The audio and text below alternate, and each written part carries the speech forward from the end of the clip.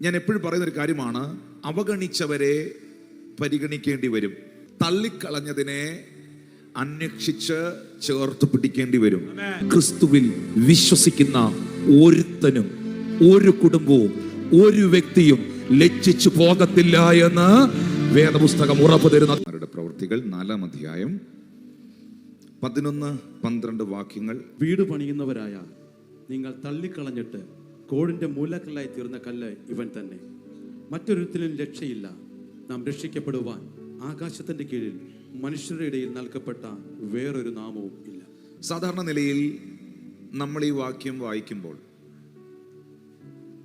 പല സന്ദർഭങ്ങളിലും ഈ വചനം നമ്മളുടെ ജീവിതത്തിലേക്ക് നമ്മൾ കൊണ്ടുവരും. ഞാൻ തള്ളിക്കളയപ്പെട്ടൊരു കല്ലായിരുന്നു, ഞാൻ പലയിടത്തും റിജക്റ്റഡ് ആയിരുന്നു, പക്ഷെ ഇന്ന് എൻ്റെ കർത്താവ് എന്നെ ഒരു മൂലക്കല്ലാക്കി മാറ്റി. എത്ര പേര് അങ്ങനെ ചിന്തിച്ചിട്ടുണ്ട്? എന്നാൽ വീട് പണിയുന്നവർ തള്ളിക്കളഞ്ഞ കല്ല് മൂലക്കല്ലായി മാറിയത് യഥാർത്ഥത്തിൽ നമ്മുടെ വാഴ്ത്തപ്പെട്ട കർത്താവായ യേശു ക്രിസ്തുവാണ്. അതുകൊണ്ടാണ് വ്യക്തമായി അപ്പോസ്തലനായ പത്രോസ് 4:11 പറയുന്നത്, വീട് പണിയുന്നവരായ നിങ്ങൾ തള്ളിക്കളഞ്ഞിട്ട് കോണിന്റെ മൂലക്കല്ലായി തീർന്ന കല്ല് ഇവൻ തന്നെ, സംശയമൊന്നുമില്ല. എന്നിട്ട് പറയുകയാണ്, മറ്റൊരുത്തനിലും രക്ഷയില്ല. നാം രക്ഷിക്കപ്പെടുവാൻ ആകാശത്തിന് കീഴിൽ മനുഷ്യരുടെ ഇടയിൽ നൽകപ്പെട്ട വേറെ ഒരു നാമവും ഇല്ല. ഇതൊരു സംശയത്തിന്റെ നിഴലിൽ പറയുന്നതല്ല, ഇത് കൺഫേംഡ് ആണ്. ബൈബിൾ സംബന്ധമായി ഇത് ഉറപ്പുള്ള ഒരു കാര്യമാണ്.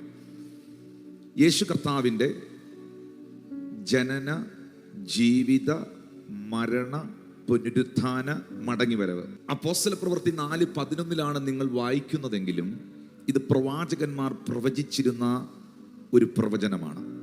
പ്രത്യേകിച്ച് 118-ാമത്തെ സങ്കീർത്തനം എടുക്കുമ്പോൾ അതിൻ്റെ 22, 23 വാക്യങ്ങളിലേക്ക് വരുമ്പോൾ സങ്കീർത്തനക്കാരൻ അവിടെ പറയുന്നു, വീട് പണിയുന്നവർ തള്ളിക്കളഞ്ഞ കല്ല് മൂലക്കല്ലായി തീർന്നിരിക്കുന്നു, ഇത് യഹോവയാൽ സംഭവിച്ചു, നമ്മുടെ ദൃഷ്ടിയിൽ ഇത് ആശ്ചര്യവും ആയിരിക്കുന്നു.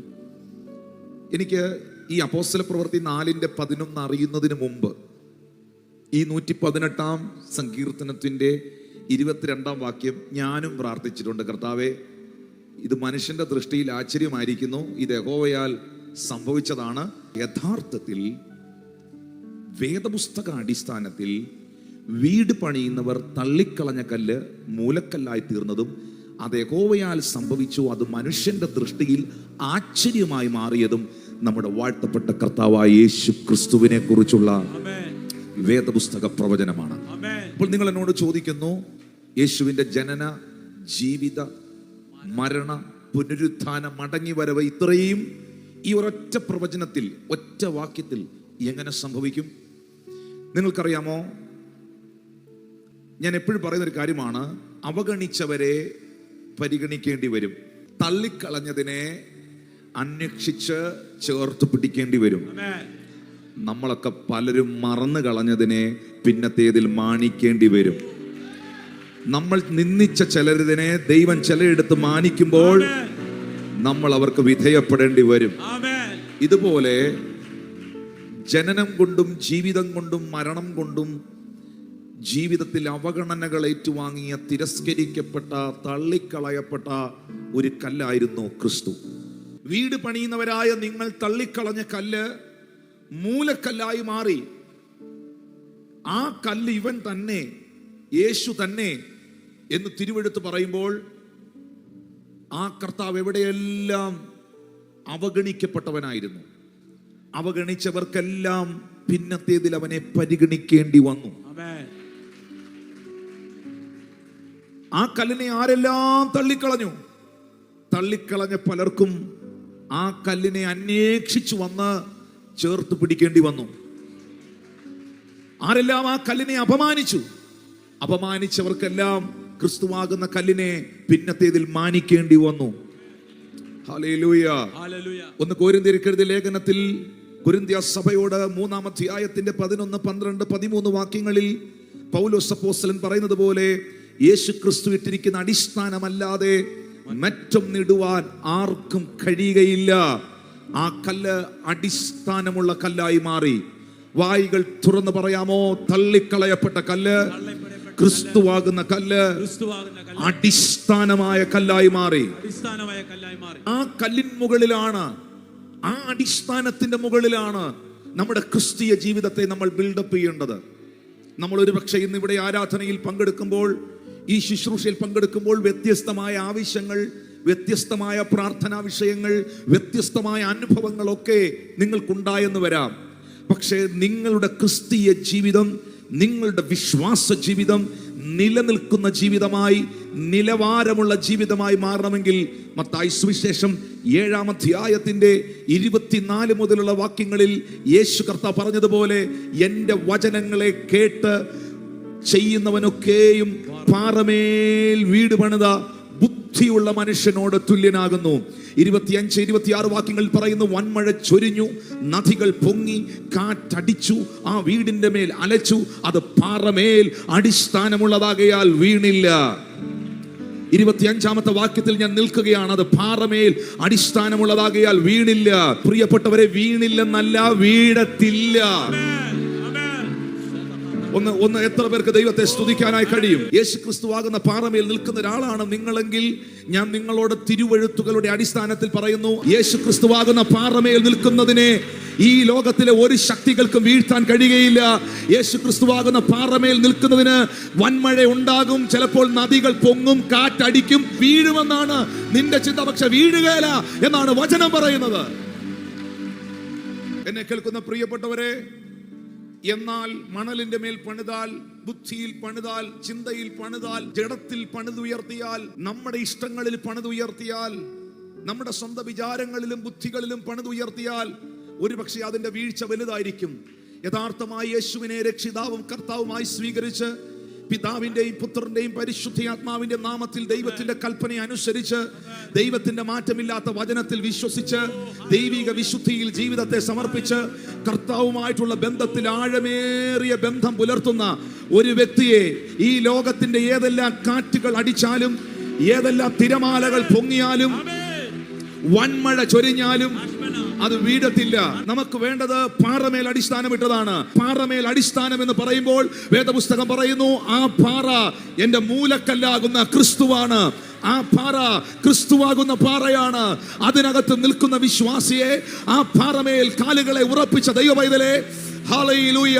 ബൈബിൾ പറയുന്നു, അവൻ എന്നെ കുഴഞ്ഞ ചേറ്റിൽ നിന്നും കയറ്റി എന്നെ പാറമേൽ നിർത്തി, എന്റെ നാവിൽ അവൻ എനിക്കൊരു പുതിയ പാട്ട് തന്നു എന്ന് വായിക്കുന്നത് പോലെ ക്രിസ്തുവിൽ നിലനിൽക്കുന്ന ദൈവമക്കൾ ശബ്ദമുയർത്തി ദൈവത്തിന് സ്തോത്രം ചെയ്യാം. Jesus Christ is the foundation. Jesus Christ is the corner stone. യേശു ക്രിസ്തുവാണ് അടിസ്ഥാന കല്ല്. യേശു ക്രിസ്തുവാണ് മൂലക്കല്ല്. ഹല്ലേലൂയ. വേദപുസ്തകം പറയുന്നുണ്ട്, ക്രിസ്തു എന്ന അടിസ്ഥാന കല്ലിന്മേൽ, ക്രിസ്തു എന്ന മൂലക്കല്ലിന്മേൽ അപ്പോസ്തലന്മാർ, പ്രവാചകന്മാർ എന്ന കല്ലുകളെ ചേർത്ത് വെച്ച് ദൈവം തന്റെ സഭയെ പണിതുയർത്തുന്നു. എന്റെ മെസ്സേജിൽ ഏറ്റവും പ്രധാനപ്പെട്ട ഒരു കാര്യം, യേശു ക്രിസ്തു എവിടെയെല്ലാം തള്ളിക്കളയപ്പെട്ട കല്ലായിരുന്നു.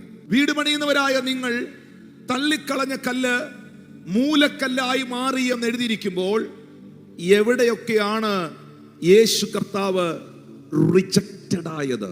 ജീവിതത്തിൽ എവിടെങ്കിലുമൊക്കെ റിജക്ഷൻ അനുഭവിച്ചവരെന്ന് കൈ ഉയർത്താം. റിജക്ഷൻ എന്ന് പറഞ്ഞാൽ തിരസ്കരണങ്ങൾ, തള്ളപ്പെടലുകൾ, ഒറ്റപ്പെടലുകൾ അനുഭവിച്ചവരെന്ന് കരങ്ങൾ ഉയർത്താവും. ഇതെല്ലാം നിങ്ങൾ എക്സ്പീരിയൻസ് ചെയ്തത്, ഇതെല്ലാം നിങ്ങൾ അനുഭവിച്ചത്, നിങ്ങൾ ജനിച്ച് വളർന്ന് അറിവും പക്വതയും പ്രായവും ഒക്കെ ആയിട്ടല്ലേ അനുഭവിച്ചത്? ആണോ? അറിവും പക്വതയും പ്രായവും ഒക്കെ ആയതിനു ശേഷമാണ് തള്ളപ്പെടലും ഒറ്റപ്പെടലും റിജക്ഷനും ഒക്കെ ഞാൻ അനുഭവിച്ചതെന്ന് പറയുന്നവരുടെ കൈകൾ ഉയർത്തി. പക്ഷെ യേശുവിനോടുള്ള ബന്ധത്തിൽ, യേശു കർത്താവിനോടുള്ള ബന്ധത്തിൽ ജനിച്ചതിന് ശേഷം, വളർന്നതിന് ശേഷം, അറിവും പക്വതയായതിനു ശേഷം മാത്രമല്ല ക്രിസ്തു തിരസ്കരിക്കപ്പെടുവാൻ തുടങ്ങിയത്. അമ്മയുടെ ഉദരത്തിൽ, വയറ്റിൽ വെച്ച് തന്നെ അമ്മയുടെ ഗർഭപാത്രത്തിൽ വെച്ച് തന്നെ തിരസ്കരണങ്ങൾ ഏറ്റുവാങ്ങിയവനാണ് കർത്താവ്. വേദപുസ്തകത്തിൽ ലൂക്കോസ് സുവിശേഷം 2-ാം അധ്യായത്തിന്റെ 7-ാം വാക്യത്തിൽ എഴുതിയിട്ടുണ്ട്. ആ വാക്യം ഒന്ന് വായിക്കുകയാണ്. അവൾ ആദ്യജാതനായ മകനെ പ്രസവിച്ചു, ശീലകൾ ചുറ്റി വഴിയമ്പലത്തിൽ അവർക്ക് സ്ഥലമില്ലായകയാൽ പശുത്തൊട്ടിയിൽ കിടത്തി. ഹല്ലേലൂയ. നിങ്ങൾക്കറിയാമോ, യേശു കർത്താവിന്റെ ജനനം, ആ ജനനത്തിന് മുൻപ് തന്നെ അവൻ ആരായി തീരും എന്നുള്ള പ്രവചനങ്ങൾ യേശുവിനെ കുറിച്ചുണ്ടായിരുന്നു. 2, അവൻ എവിടെ ജനിക്കുമെന്നുണ്ടായിരുന്നു, എവിടെ വളരുമെന്നുണ്ടായിരുന്നു, എവിടെ പ്രവർത്തിക്കുമെന്നുണ്ടായിരുന്നു. എല്ലാ പ്രൊഫസികളുടെയും ഫുൾഫിൽമെന്റ് ആണ് യേശു കർത്താവ്. എത്ര പേർ പ്രവചനങ്ങളിൽ വിശ്വസിക്കുന്നു? യേശുവിന്റെ ജീവിതം മുഴുവൻ പ്രവചനങ്ങളുടെ നിവർത്തീകരണമായിരുന്നു. സെബുലൻ ദേശവും നഫ്താലി ദേശവും യോർദാൻ അക്കരെയുള്ള നാടും ജാതികളുടെ പട്ടണമായ ഗലീലയും വലിയൊരു വെളിച്ചം കണ്ടു എന്ന് പ്രവാചകനായ യെശയ്യാവ് പ്രവചിച്ച പ്രവചനത്താൽ യേശു കർത്താവിന്റെ പ്രവർത്തനങ്ങൾ മുഴുവൻ ആ പറയപ്പെട്ട പട്ടണങ്ങളെ ബേസ് ചെയ്തായിരുന്നു. യേശു ആദ്യത്തെ അത്ഭുതം ചെയ്തത് തന്നെ ഗലീലയിലെ കാനാവിലായിരുന്നു, ഒരു കല്യാണ വീട്ടിൽ. അങ്ങനെയാണ് പ്രവചനം യേശുവിനെ കുറിച്ച് എഴുതിയിട്ടുള്ളത്. സെബുലൻ ദേശവും നഫ്താലി ദേശവും യോർദാൻ അക്കരെയുള്ള നാടും ജാതികളുടെ പട്ടണമായ ഗലീലയും. ഇങ്ങനെ ഇരുട്ടിലിരുന്ന ജനം, ഇരുട്ടിലിരുന്ന ദേശം വലിയ വെളിച്ചം കണ്ടു. ഇങ്ങനെ ഇരുട്ടിലിരുന്ന ദേശം, ഇരുട്ടിലിരുന്ന ജനം വലിയ വെളിച്ചം കണ്ടു എന്ന് എഴുതിയിട്ടില്ലേ? നിങ്ങൾക്കറിയാമോ, ഗലീല എന്ന് പറയുന്ന പട്ടണത്തെ കുറിച്ചുള്ള ബൈബിൾ പ്രവചനം ഇരുട്ടുപിടിച്ച സ്ഥലം എന്നായിരുന്നു. ഗലീല എന്ന് പറയുന്ന ദേശത്തെ കുറിച്ചുള്ള പ്രവാചകന്മാർ പ്രവചിച്ചതുൾപ്പെടെയുള്ള സാഹചര്യങ്ങളിൽ നിന്ന് പഠിക്കുമ്പോൾ ഗലീല ഇരുണ്ട ദേശമായിരുന്നു. നിങ്ങൾക്കറിയാമോ, ദൈവപ്രവൃത്തികൾക്ക് സാധ്യതയില്ലെന്ന് പ്രാർത്ഥിച്ചവര് പോലും പറഞ്ഞ, ജാതികൾ പറഞ്ഞ, സകല മനുഷ്യരും പറഞ്ഞ ഇരുട്ടുപിടിച്ച സ്ഥലമാണെന്ന് പറഞ്ഞ് വിട്ടുകളഞ്ഞ ആ സ്ഥലത്ത് തന്നെയാണ് യേശു ആദ്യത്തെ അത്ഭുതം ചെയ്തത്.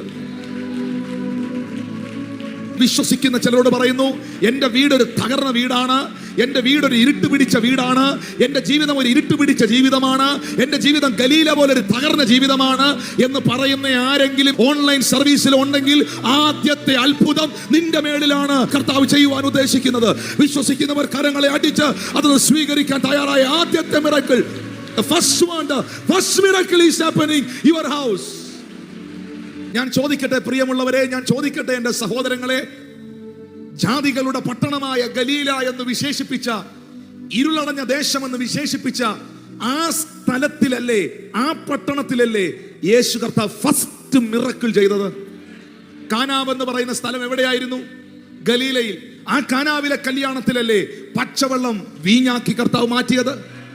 അങ്ങനെയാണെങ്കിൽ ദൈവപ്രവർത്തിക്ക് സാധ്യതകളില്ല എന്നും മനുഷ്യനും ഒരുപക്ഷെ പ്രാർത്ഥിച്ചവര് പോലും പറഞ്ഞ് തള്ളിക്കളഞ്ഞിരിക്കുന്ന ആ മേഖലയിലേക്ക് കർത്താവ് കയറി വരാൻ പോവുകയാണ്. വിശ്വസിക്കുന്നവർക്കായി ഞാൻ ദൈവത്തിന് സ്തോത്രം ചെയ്യുന്നു. അവിടേക്ക് കർത്താവ് കയറി വരാൻ പോവുകയാണ്. പിന്നെ അവിടുന്ന് പോകത്തില്ല. പിന്നെ ആ പട്ടണങ്ങളെ ചുറ്റിപ്പറ്റിയായിരിക്കും അവന്റെ സകല പ്രവൃത്തികളും. പിന്നെ ആ ഭവനത്തെ വിട്ട് പോകത്തില്ല. പിന്നെ അതിനെ ചുറ്റിപ്പറ്റിയായിരിക്കും അവന്റെ സകല അത്ഭുതങ്ങളും. പ്രതീക്ഷകൾ കൈവിട്ട്, പ്രതീക്ഷകൾ നഷ്ടപ്പെട്ട് ആരെങ്കിലും ഈ ആരാധനയിൽ പങ്കെടുക്കുന്നെങ്കിൽ നിനക്കൊരു പ്രതീക്ഷ കർത്താവ് തരികയാണ്. ജാതികളുടെ പട്ടണമായ ഗലീല വലിയൊരു വെളിച്ചം കണ്ടു. ജാതികളുടെ പട്ടണമായ ഗലീല വലിയൊരു വെളിച്ചം കണ്ടു. തലമുറകളെ കുറിച്ച് ഭാരപ്പെടുന്ന മാതാവേ, മക്കളുടെ ജീവിതത്തെ ഓർത്ത്, കുഞ്ഞുങ്ങളുടെ ഭാവിയോർത്ത്, അവരുടെ ജീവിതത്തെ ഓർത്ത് ഭാരപ്പെടുന്ന പ്രിയ പിതാവേ, ദൈവത്തിന്റെ ആത്മാവ് ഇങ്ങനെ നിന്നോട് പറയുന്നു, എൻ്റെ കുഞ്ഞിന്റെ ജീവിതം ഇരുണ്ടടഞ്ഞു പോയി, എൻ്റെ കുഞ്ഞ് ഇരുട്ടിലാണ്, എൻ്റെ മക്കൾ ബന്ധനത്തിലാണ് എന്ന് നിങ്ങൾ ചിന്തിക്കുന്നെങ്കിൽ, പറയുന്നെങ്കിൽ, ആ മകനെ, ആ മകളെ വലിയൊരു വെളിച്ചമാക്കി മാറ്റാൻ, അത്ഭുതമാക്കി മാറ്റാൻ യേശുവിന് കഴിയും. ഞാൻ എൻ്റെ മെസ്സേജിലേക്ക് വരികയാണ്. ദൈവപ്രവൃത്തിക്ക് സാധ്യതയില്ല എന്ന് ലോകം വിധി എഴുതിയ ഗലീലയിൽ യേശു തന്റെ പ്രവൃത്തി ആരംഭിച്ചു. അതും പ്രൊഫസിയുടെ ഫുൾഫിൽമെന്റ് ആണ്. ജനിക്കേണ്ടത് എവിടെയാണ്? ജനിക്കേണ്ടത് എവിടെയാണ്? മീഖായുടെ പ്രവചന പുസ്തകം 5-ാം അധ്യായത്തിന്റെ 2-ാം വാക്യത്തിൽ, നീയോ ബെത്ലഹേം എഫ്രാത്തേ, നീ യഹൂദ സഹസ്രങ്ങളിൽ ചെറുതായിരുന്നാലും ഇസ്രായേലിന് അധിപതിയായിരിക്കേണ്ടവൻ എനിക്ക് നിന്നിൽ നിന്ന് ഉത്ഭവിച്ചു വരും. ഇസ്രായേലിന്, ലോക ജനതയ്ക്ക്, മാനവ കുലത്തിന് അധിപതിയായിരിക്കേണ്ടവൻ ഉത്ഭവിച്ചു വരുന്ന സ്ഥലമാണ് ബേത്ലഹേം. ഹല്ലേലൂയ. യേശു ബേത്ലഹേമിൽ ജനിക്കുമെന്നുള്ളത് മീഖ പ്രവചിച്ച പ്രവചനമാണ്.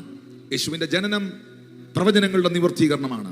യേശുവിന്റെ ജീവിതം പ്രവചനങ്ങളുടെ നിവർത്തീകരണമാണ്. യേശുവിന്റെ മരണം പ്രവചനങ്ങളുടെ നിവർത്തീകരണമാണ്. യേശുവിന്റെ അടക്കം എല്ലാം ഒത്തിരി എക്സ്പ്ലെയിൻ ചെയ്യാനുണ്ട്.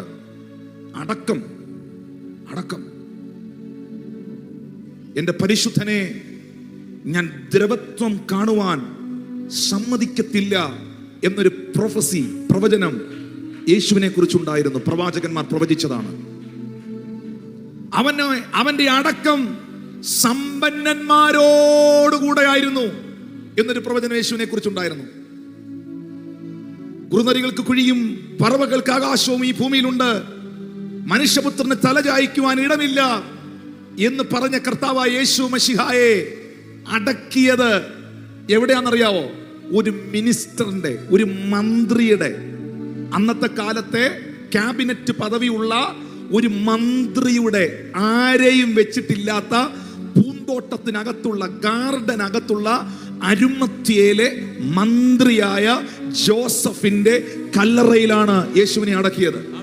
കാരണം അവിടെ അല്ലാതെ വേറെ എങ്ങും അടക്കാൻ പറ്റുകയില്ല. കാരണം പ്രവചനം കിടക്കുകയാണ്, അവനെ അടക്കിയത് സമ്പന്നന്മാരോടുകൂടെ ആയിരുന്നെന്ന്. 2, ആ കല്ലറയ്ക്കുള്ള പ്രത്യേകത, അത് മണ്ണിൽ വെട്ടിയ കല്ലറയല്ലായിരുന്നു, അത് കല്ലിനകത്ത് വെട്ടിയ കല്ലറയിലായിരുന്നു. മൺതരികൾ ആ കല്ലറയിൽ ഇല്ലായിരുന്നു. കാരണം എന്റെ പരിശുദ്ധനെ ഞാൻ ദ്രവത്വം കാണുവാൻ സമ്മതിക്കുകയില്ല. ഏതെങ്കിലും ഒരു വാഗ്ദത്തം നിന്റെ മേളിൽ ഉണ്ടെങ്കിൽ, ഏതെങ്കിലും ഒരു പ്രോമിസ് നിന്റെ മേലുണ്ടെങ്കിൽ, കാലങ്ങൾ എത്ര പിന്നിട്ടാലും, കാലഘട്ടങ്ങൾ എത്ര മാറിത്തിരിഞ്ഞാലും, പറഞ്ഞ വാക്കുകൾ ദൈവം മാറ്റി പറയത്തില്ല. ആ വാഗ്ദത്തങ്ങളെ അവൻ നിവർത്തിക്കും എന്ന് വിശ്വസിക്കുന്നവർക്കായി ഞാൻ ദൈവത്തെ സ്തുതിക്കുകയാണ്. ഇങ്ങനെ ജനന, ജീവിത, മരണ, പുനരുത്ഥാനം മുഴുവൻ പ്രവചനങ്ങളാണ്, പ്രവചനങ്ങളുടെ നിവർത്തീകരണമാണ്. അപ്പൊ ഞാൻ ചിന്തിച്ചു വീട് പണിയുന്നവർ തള്ളിക്കളഞ്ഞ കല്ല് മൂലക്കല്ലായി തീർന്നിരിക്കുന്നു. ഇത് യഹോവയാൽ സംഭവിച്ചിരിക്കുന്നു. മനുഷ്യന്റെ ദൃഷ്ടിയിൽ ആശ്ചര്യമായിരിക്കുന്ന കർത്താവേ, അങ്ങനെയാണെങ്കിൽ യേശു കർത്താവിന്റെ എൻറ്റയർ ദ ലൈഫ് ഈ ഭൂമിയിൽ തിരസ്കരണങ്ങൾ, തള്ളപ്പെടലുകളായിരുന്നല്ലോ. അപ്പോഴാണ് ദൈവത്തിന്റെ പരിശുദ്ധാത്മാവ് തന്റെ വചനത്തിലൂടെ എന്നെ അറിയിച്ചത്, മോനെ, നിങ്ങളൊക്കെ ജനിച്ചതിന് ശേഷമല്ലേ, ഈ ഭൂമിയിൽ പലരും ജനിച്ച് പ്രായവും പക്വതയായതിനു ശേഷമല്ലേ അവർക്ക് എന്നെ ഇഷ്ടമല്ലെന്നും ഇവർക്ക് എന്നെ ഇഷ്ടമല്ലെന്നും അവരെന്നെ തള്ളിയെന്നും ഇവരെന്നെ ഒറ്റപ്പെടുത്തിയെന്നും ഒക്കെ മനസ്സിലായത്. പക്ഷെ എന്റെ പുത്രനില്ലേ, എന്റെ മകൻ, എന്റെ ഏകജാതനായ മകൻ, മറിയത്തിന്റെ ഉദരത്തിന്റെ പരിമിതികളിൽ തുടങ്ങിയതാണ് അവനോടുള്ള തിരസ്കരണങ്ങൾ. വേദപുസ്തകത്തിൽ ലൂക്കോസ് 2:7 പറയുന്നു, വഴിയമ്പലത്തിൽ അവർക്ക് സ്ഥലമില്ലായകയാൽ, വഴിയമ്പലത്തിൽ അവർക്ക് സ്ഥലമില്ലായകയാൽ. ബാക്കി എല്ലാവർക്കും വഴിയമ്പലത്തിൽ ഇടമുണ്ട്. എന്താണ് ഈ വഴിയമ്പലത്തിന്റെ ചരിത്രം? ഈ ജോസഫിന്റെ നാടാണ് ബേത്ലഹേം. ആരുടെ നാടാ? ജോസഫിന്റെ നാടാണ്. പക്ഷേ ജോസഫിന്റെ ഇപ്പോഴത്തെ ഭവനവും അന്നത്തെ ഭവനവും ഇപ്പോഴും ഉണ്ട്. ആ വീട് ആർക്കിയോളജിക്കൽ സൈറ്റാണ്, അവരവിടെ കീപ്പ് ചെയ്തിട്ടുണ്ട്. ജോസഫിന്റെ അന്നത്തെ ആ ഭവനവും, ജോസഫിന്റെ കാർപ്പൻറ്റർ ഷോപ്പ്, തടിപ്പണിക്കാരനായിരുന്നു. ആ പണിശാലകളെല്ലാം നസ്രയത്തിലായിരുന്നു. ഈ നസ്രയത്തിൽ നിന്ന് 80 മൈൽ ദൂരമുണ്ട് ബേത്ലഹേമിലേക്ക്. അപ്പോൾ ഈ യാത്രയിൽ, ഈ 80 മൈലുള്ള ഈ യാത്രയിൽ, 80 മൈൽ എന്ന് പറഞ്ഞാൽ 128 കിലോമീറ്റർ ഉണ്ട്. 128 കിലോമീറ്റർ നസ്രയത്തിൽ നിന്ന് ബേത്ലഹേമിലേക്ക്. ആ യാത്രാമധ്യയിൽ യേശു കർത്താവിന് ജനിക്കുവാനുള്ള സമയമായപ്പോൾ, മറിയത്തിന് കുഞ്ഞിനെ പ്രസവിക്കുവാനുള്ള പെയിൻ തുടങ്ങിയപ്പോൾ, ഈ അന്നത്തെ കാലത്ത് ഇന്നത്തെ പോലെ നമ്മളിപ്പോൾ ട്രാവൽ ചെയ്യുമ്പം പല ആളുകൾ ലോങ് ജേർണി പോവുകയാണെങ്കിൽ അവർ ഹോട്ടലുകൾ എടുത്ത് താമസിക്കും, എന്നിട്ട് അടുത്ത ദിവസം യാത്ര ചെയ്യും. അന്ന് കഴുതപ്പുറത്തും കുതിരപ്പുറത്തുമൊക്കെ യാത്ര ചെയ്യുന്നവർക്ക് ഇടത്താവളങ്ങൾ ഉണ്ടായിരുന്നു. ഇടത്താവളങ്ങൾ. യേശു കർത്താവിനെ പ്രസവിക്കുവാൻ വേണ്ടി മേരിയും ജോസഫും കൂടെ ഈ വഴിയമ്പലത്തിന്റെ വാതിലിൽ മുട്ടി, ആ ഇടത്താവളത്തിന്റെ വാതിലിൽ മുട്ടിയപ്പോ അതിന്റെ നടത്തിപ്പുകാരൻ പറഞ്ഞു, ഇതിനകത്ത് ഫുള്ളാണ്, ഇതിനകത്ത് സ്ഥലമില്ല എന്ന് പറഞ്ഞു.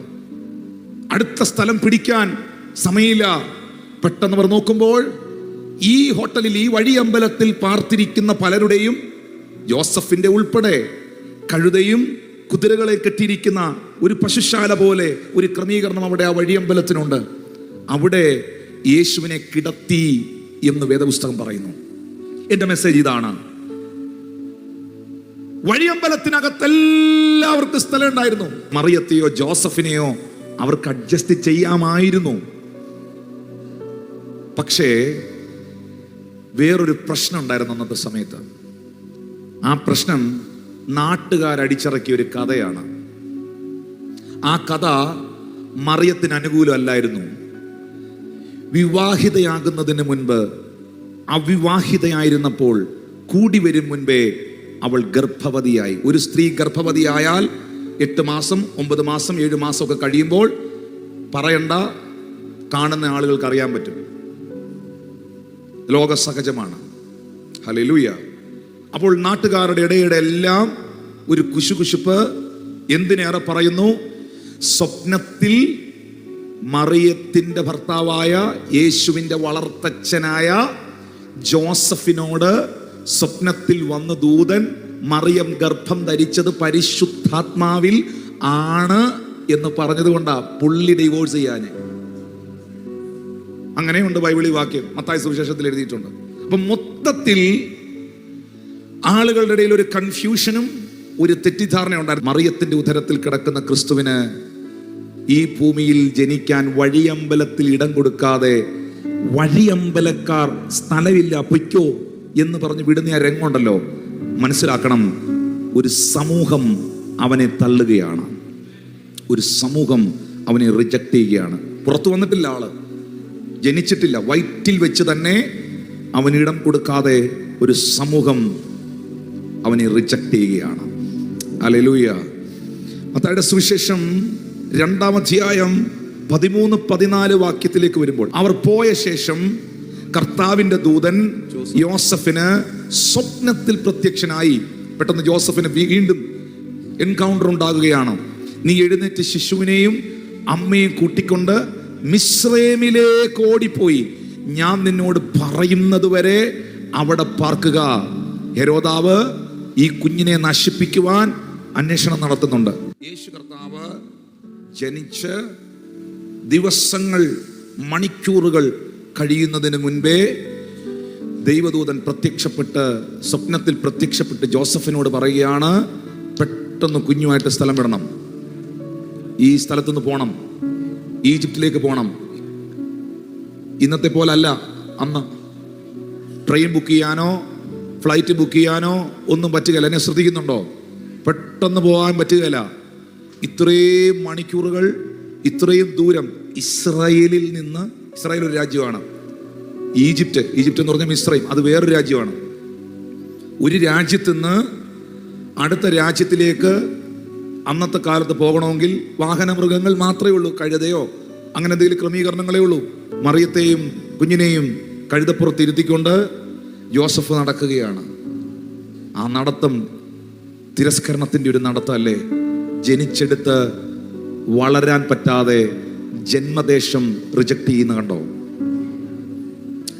പ്രസവിക്കാൻ ഇടം കൊടുക്കാതെ സമൂഹം റിജക്ട് ചെയ്ത കണ്ടോ? ശ്രദ്ധിക്കുന്നു നിങ്ങൾ? ഹല്ലേലൂയ.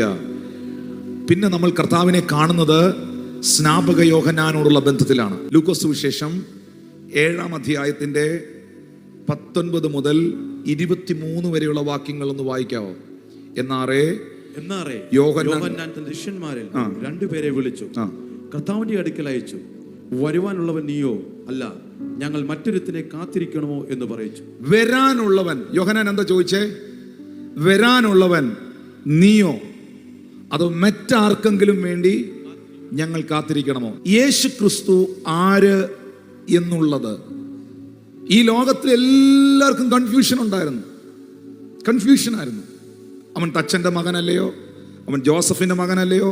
അവൻ നസ്രയത്തുകാരനല്ലയോ? ഇവൻ എങ്ങനെയാ ജനിച്ചത്, ഇവൻ എവിടുത്തുകാരനാണ്, ഇങ്ങനെയൊക്കെയുള്ള ചിന്തകൾ എല്ലാവരുടെയും അകത്തിരിക്കുമ്പോൾ ന്യായപ്രമാണത്തിന്റെ ഏറ്റവും ഒടുവിലത്തെ കണ്ണിയായ സ്നാപക യോഹന്നാൻ യോർദാനിൽ സ്നാനപ്പെടുത്തിക്കൊണ്ടിരിക്കുമ്പോൾ ഈ പൊതുസമൂഹത്തോട്, അന്നത്തെ കാലഘട്ടത്തോട് വിളിച്ചു പറഞ്ഞു, ഇതാ വരുന്നു ലോകത്തിന്റെ പാപത്തെ ചുമക്കുന്ന ദൈവത്തിന്റെ കുഞ്ഞാട്. അവന്റെ ചെരുപ്പിന്റെ വാറഴിപ്പാൻ ഞാൻ യോഗ്യനല്ല. ഞാൻ നിങ്ങളെ യോർദാനിൽ ഈ വെള്ളത്തിൽ സ്നാനം കഴിപ്പിക്കുമ്പോൾ അവനോ നിങ്ങളെ പരിശുദ്ധാത്മാവിനാലും അഗ്നിയാലും സ്നാനം കഴിപ്പിക്കും. വീശുമുറം അവന്റെ കയ്യിലുണ്ട്. അവൻ കളത്തെ മുറ്റും വെടിപ്പാക്കി ഗോതമ്പ് സെപ്പറേറ്റ് ചെയ്ത് പതിരിനെ തീക്കകത്തേക്ക് അവൻ തള്ളിക്കളയും. ഞാൻ ചോദിക്കട്ടെ, ഇതാ വരുന്നു ലോകത്തിന്റെ പാപത്തെ ചുമക്കുന്ന ദൈവത്തിന്റെ കുഞ്ഞാടെന്ന് പൊതുസമൂഹത്തോട് ആദ്യം വിളിച്ചു പറഞ്ഞ ആരാ? സ്നാപക യോഹന്നാൻ. ഇതേ യോഹന്നാനെ ഹെരോദാവ് കാരാഗ്രഹത്തിലാക്കി, തടവറയിലാക്കി, പ്രതികൂലത്തിലൂടെ പോയി, ഈ പുള്ളി പ്രശ്നത്തിലൂടെ പോയി, പ്രതിസന്ധിയിലൂടെ പോയി, മരണത്തെ മുന്നിൽ കണ്ടു. ഉടനെ ഈ മനുഷ്യൻ തന്റെ ശിഷ്യന്മാരെ വിളിച്ചിട്ട് ആളയപ്പിച്ചിട്ട് ചോദിക്കുകയാണ്, പുള്ളിയോടൊന്ന് പോയി ചോദിക്ക്, ആ യേശു എന്ന് പറഞ്ഞില്ലേ ഞാൻ സ്നാനപ്പെടുത്തിയ, കുറച്ച് നാളുകൾക്ക് മുമ്പ് ഞാൻ സ്നാനപ്പെടുത്തിയ പുള്ളിയില്ലേ, പുള്ളിയോടൊന്ന് പോയി ചോദിച്ചു വാ, വരാനുള്ളവൻ പുള്ളി തന്നെയായിരുന്നു എന്ന്. വരാനുള്ളവൻ നീയോ അതോ ഞങ്ങൾ മറ്റൊരുത്തനെ കാത്തിരിക്കണം? അപ്പോ യേശുവിനെ കുറിച്ച് ഒന്നാമത് സാക്ഷ്യം പറഞ്ഞ സ്നാപക യോഹന്നാനും യേശുവിനെ തള്ളി. ശരിക്കും തള്ളിയല്ലേ? 21-ാം വാക്യത്തിൽ യേശു അതിന് ഉത്തരം പറഞ്ഞ എന്നാന്നറിയോ? ആ നാഴികയിൽ ഈ സംശയരോഗികൾ അവിടെ വന്ന് പറഞ്ഞ, ഈ സംശയരോഗികൾ ഉറക്കെ പറയണം, ഈ സംശയരോഗികൾ അവിടെ വന്ന് നിൽക്കുമ്പോൾ ആ നാഴികയിൽ യേശു കർത്താവ് എന്ത് ചെയ്തു? അവിടെ നിന്ന ദണ്ഡനങ്ങളും ദുരാത്മാക്കളും പിടിച്ച എല്ലാത്തിനെയും കുരുടന്മാരെല്ലാം ഇനി വരാൻ പറഞ്ഞു. യോഹന്നാന്റെ ശിഷ്യന്മാർ കണ്ണു തുറന്ന് കണ്ടോളാൻ പറഞ്ഞു. പ്രാർത്ഥിച്ചു, കുരുടന്റെ കണ്ണങ്ങ് തുറന്നു. ചെകിടന്മാരെല്ലാം ഇനി വരാൻ പറഞ്ഞു. ചെകിടന്മാരെ മുന്നിൽ കൊണ്ടുവന്നു, കൈവച്ച് പ്രാർത്ഥിച്ചു. യോഹന്നാന്റെ ശിഷ്യന്മാർ നോക്കി നിൽക്കുമ്പോൾ ചെകിടന്മാരുടെ ചെവിയെല്ലാം തുറന്നു.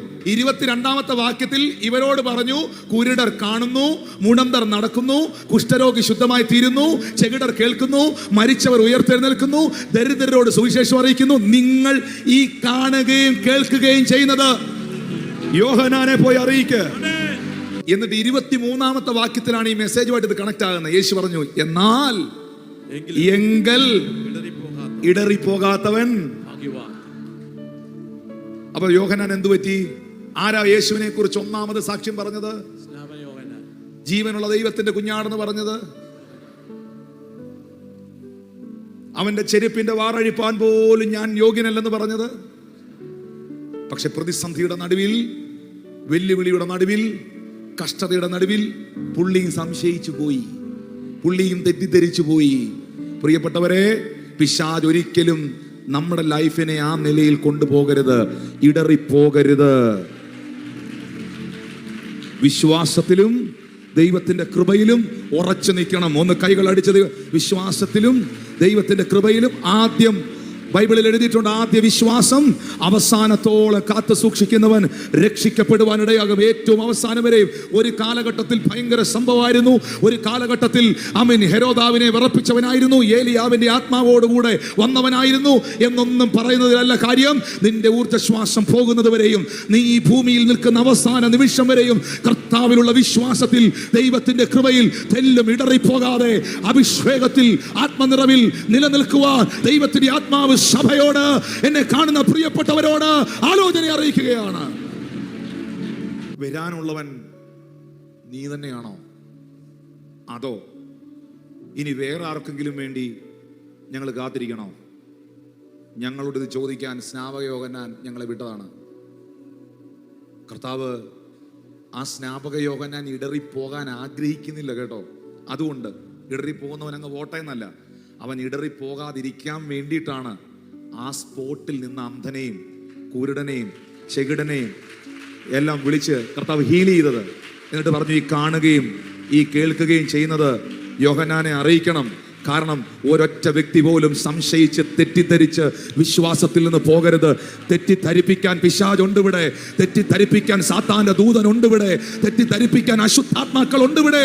പക്ഷേ അതിന്റെ നടുവിൽ ഏറ്റുപറഞ്ഞ വിശ്വാസവും ഏറ്റെടുത്ത ദൈവകൃപയും പ്രാപിച്ച അഭിഷേകവും വിളിച്ചു പറഞ്ഞ ദൈവത്തിന്റെ ആ കൃപയുടെ വാക്കുകളും നിലനിർത്തണം. ജനിക്കുവാൻ ഇടം കൊടുക്കാതെ സമൂഹം തള്ളി, ജനിച്ചെടുത്ത് വളരാൻ അനുവദിക്കാതെ ജന്മദേശം തള്ളി. അവനെക്കുറിച്ച് ഒന്നാമത് സാക്ഷ്യം പറഞ്ഞ സ്നാപക യോഹന്നാനും അവങ്കൽ ഇടറിപ്പോയി, അല്ലെങ്കിൽ മൈൻഡ് കൊണ്ട്, മനസ്സുകൊണ്ട് റിജക്ട് ചെയ്തു. ഇതിൻ്റെ ഇടയിൽ ഒരു സംഭവം ഉണ്ടായി. അത് യേശു കർത്താവ് ജനിച്ചു കഴിഞ്ഞപ്പോഴേ ഈ കടിഞ്ഞൂലായ ആൺകുഞ്ഞുങ്ങളെയൊക്കെയും ആലയത്തിൽ കൊണ്ടുചെന്ന് പ്രതിഷ്ഠിക്കണം എന്നൊരു നിയമം അല്ലെങ്കിൽ ഒരു ന്യായപ്രമാണ വ്യവസ്ഥയുണ്ട്. ആ വ്യവസ്ഥയുടെ അടിസ്ഥാനത്തിൽ മറിയയും ജോസഫും കൂടെ ഈ കൈക്കുഞ്ഞിനെയും കൊണ്ട് ദൈവാലയത്തിലേക്ക് പോയി. ആ ദൈവാലയത്തിലേക്ക് പോകുമ്പോൾ അവിടെയും നിലനിൽക്കുന്ന ഒരു വ്യവസ്ഥ, ഈ ഒരു ആൺകുഞ്ഞിനെ പ്രതിഷ്ഠിക്കുമ്പോൾ ഇന്ന കാര്യങ്ങൾ യാഗമാക്കണം എന്നുണ്ട്. ദേവാലയത്തിൽ കയറി ചെല്ലുമ്പോൾ അന്ന് വ്യവസ്ഥകളാണ്. ഇന്നാണ് നമ്മൾ കർത്താവിന്റെ സ്നേഹത്തിൽ നിൽക്കുന്നത്, കർത്താവിന്റെ കൃപയിൽ നിൽക്കുന്നത്. അന്ന് മുഴുവൻ നിയമങ്ങളാണ്. ആ നിയമത്തിന്റെ അടിസ്ഥാനത്തിൽ കുറുപ്രാവിന്റെ കുഞ്ഞുങ്ങളെങ്കിലും കൈ വേണം. ഇങ്ങനെയാണ് അതിന്റെ ബിബ്ലിക്കൽ ബേസ്. വലിയ സമ്പന്നതകളുള്ളവരാണെങ്കിൽ അവരുടെ കുഞ്ഞിനെ പ്രതിഷ്ഠിക്കാൻ പോകുമ്പം ആട്ടുകൊറ്റന്മാരെയും കാളക്കിടാവിനെയും ഒക്കെ ദൈവസന്നിധിയിൽ യാഗമായി അർപ്പിക്കും. ഈ ദാവീദ് ശലോമോനെ പ്രതിഷ്ഠിച്ചപ്പോഴേ കെദ്രോൺ തോട്, ഈ യെരൂശലേം ദേവാലയത്തിന്റെ പിന്നിലൂടെ ഒഴുകുന്ന ഒരു തോടാണ് കെദ്രോൺ തോട്. ഈ യാഗം കഴിക്കുന്ന മൃഗങ്ങളുടെ രക്തവും വേസ്റ്റും ഒക്കെ ഈ തോട് വഴി ഒഴുകിപ്പോകും. ചരിത്രം അങ്ങനെയാ പറയുന്നത്. ശലോമോനെ ദാവീദ് പള്ളിയിൽ ആലയത്തിൽ പ്രതിഷ്ഠിച്ചപ്പം കെദ്രോൺ തോട് രക്തമായി മാറിയെന്നാ പറയുന്നത്. ഇതിൽ അത്രമാത്രം കാളക്കിടാവിനെയും, കിങ് അല്ലേ, രാജാവിൻ്റെ മകനല്ലേ, അത്രമാത്രം കാളക്കിടാവിനെയും ആട്ടുകൊറ്റനെയും ഒക്കെ അവന് വേണ്ടി ദൈവസന്നിധിയിൽ യാഗമർപ്പിച്ചു. പക്ഷേ രാജാതി രാജാവും കർത്താതി കർത്താവും ദേവാതി ദേവനുമായ എൻ്റെ യേശു കർത്താവിനെ ഈ ദേവാലയത്തിൽ പ്രതിഷ്ഠിക്കുവാൻ കൊണ്ടുപോകുമ്പോൾ മറിയത്തിൻ്റെ കയ്യിൽ എന്താ ഉണ്ടായിരുന്നെന്നറിയാവോ? 2 കുറുപ്രാവിൻ്റെ കുഞ്ഞുങ്ങൾ. വായിക്കാം. ലൂക്കോസ് സുവിശേഷം 2-ാം അധ്യായം 24-ാം വാക്യം.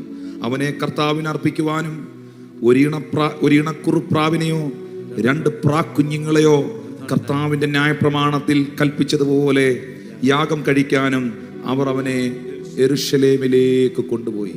മറിയത്തിൻ്റെ കയ്യിൽ യേശു കർത്താവുണ്ട്. ജോസഫിൻ്റെ കയ്യിൽ, can you please imagine that?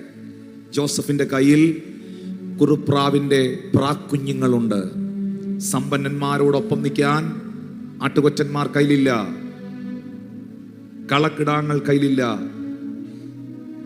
കുറുപ്രാവിൻ്റെ കുഞ്ഞുങ്ങളുമായി കയറി പോവുകയാണ്. നിങ്ങൾക്കറിയാമോ, മറിയത്തിൻ്റെ കയ്യിലിരിക്കുന്ന ആ കുഞ്ഞില്ലേ, ഒരിക്കൽ ആ കുഞ്ഞ്, അന്ന് കുഞ്ഞല്ല, യഹോവയായ ദൈവം let there be light, വെളിച്ചമുണ്ടാകട്ടെ എന്ന് പറഞ്ഞപ്പോൾ വെളിച്ചമുണ്ടാക്കി.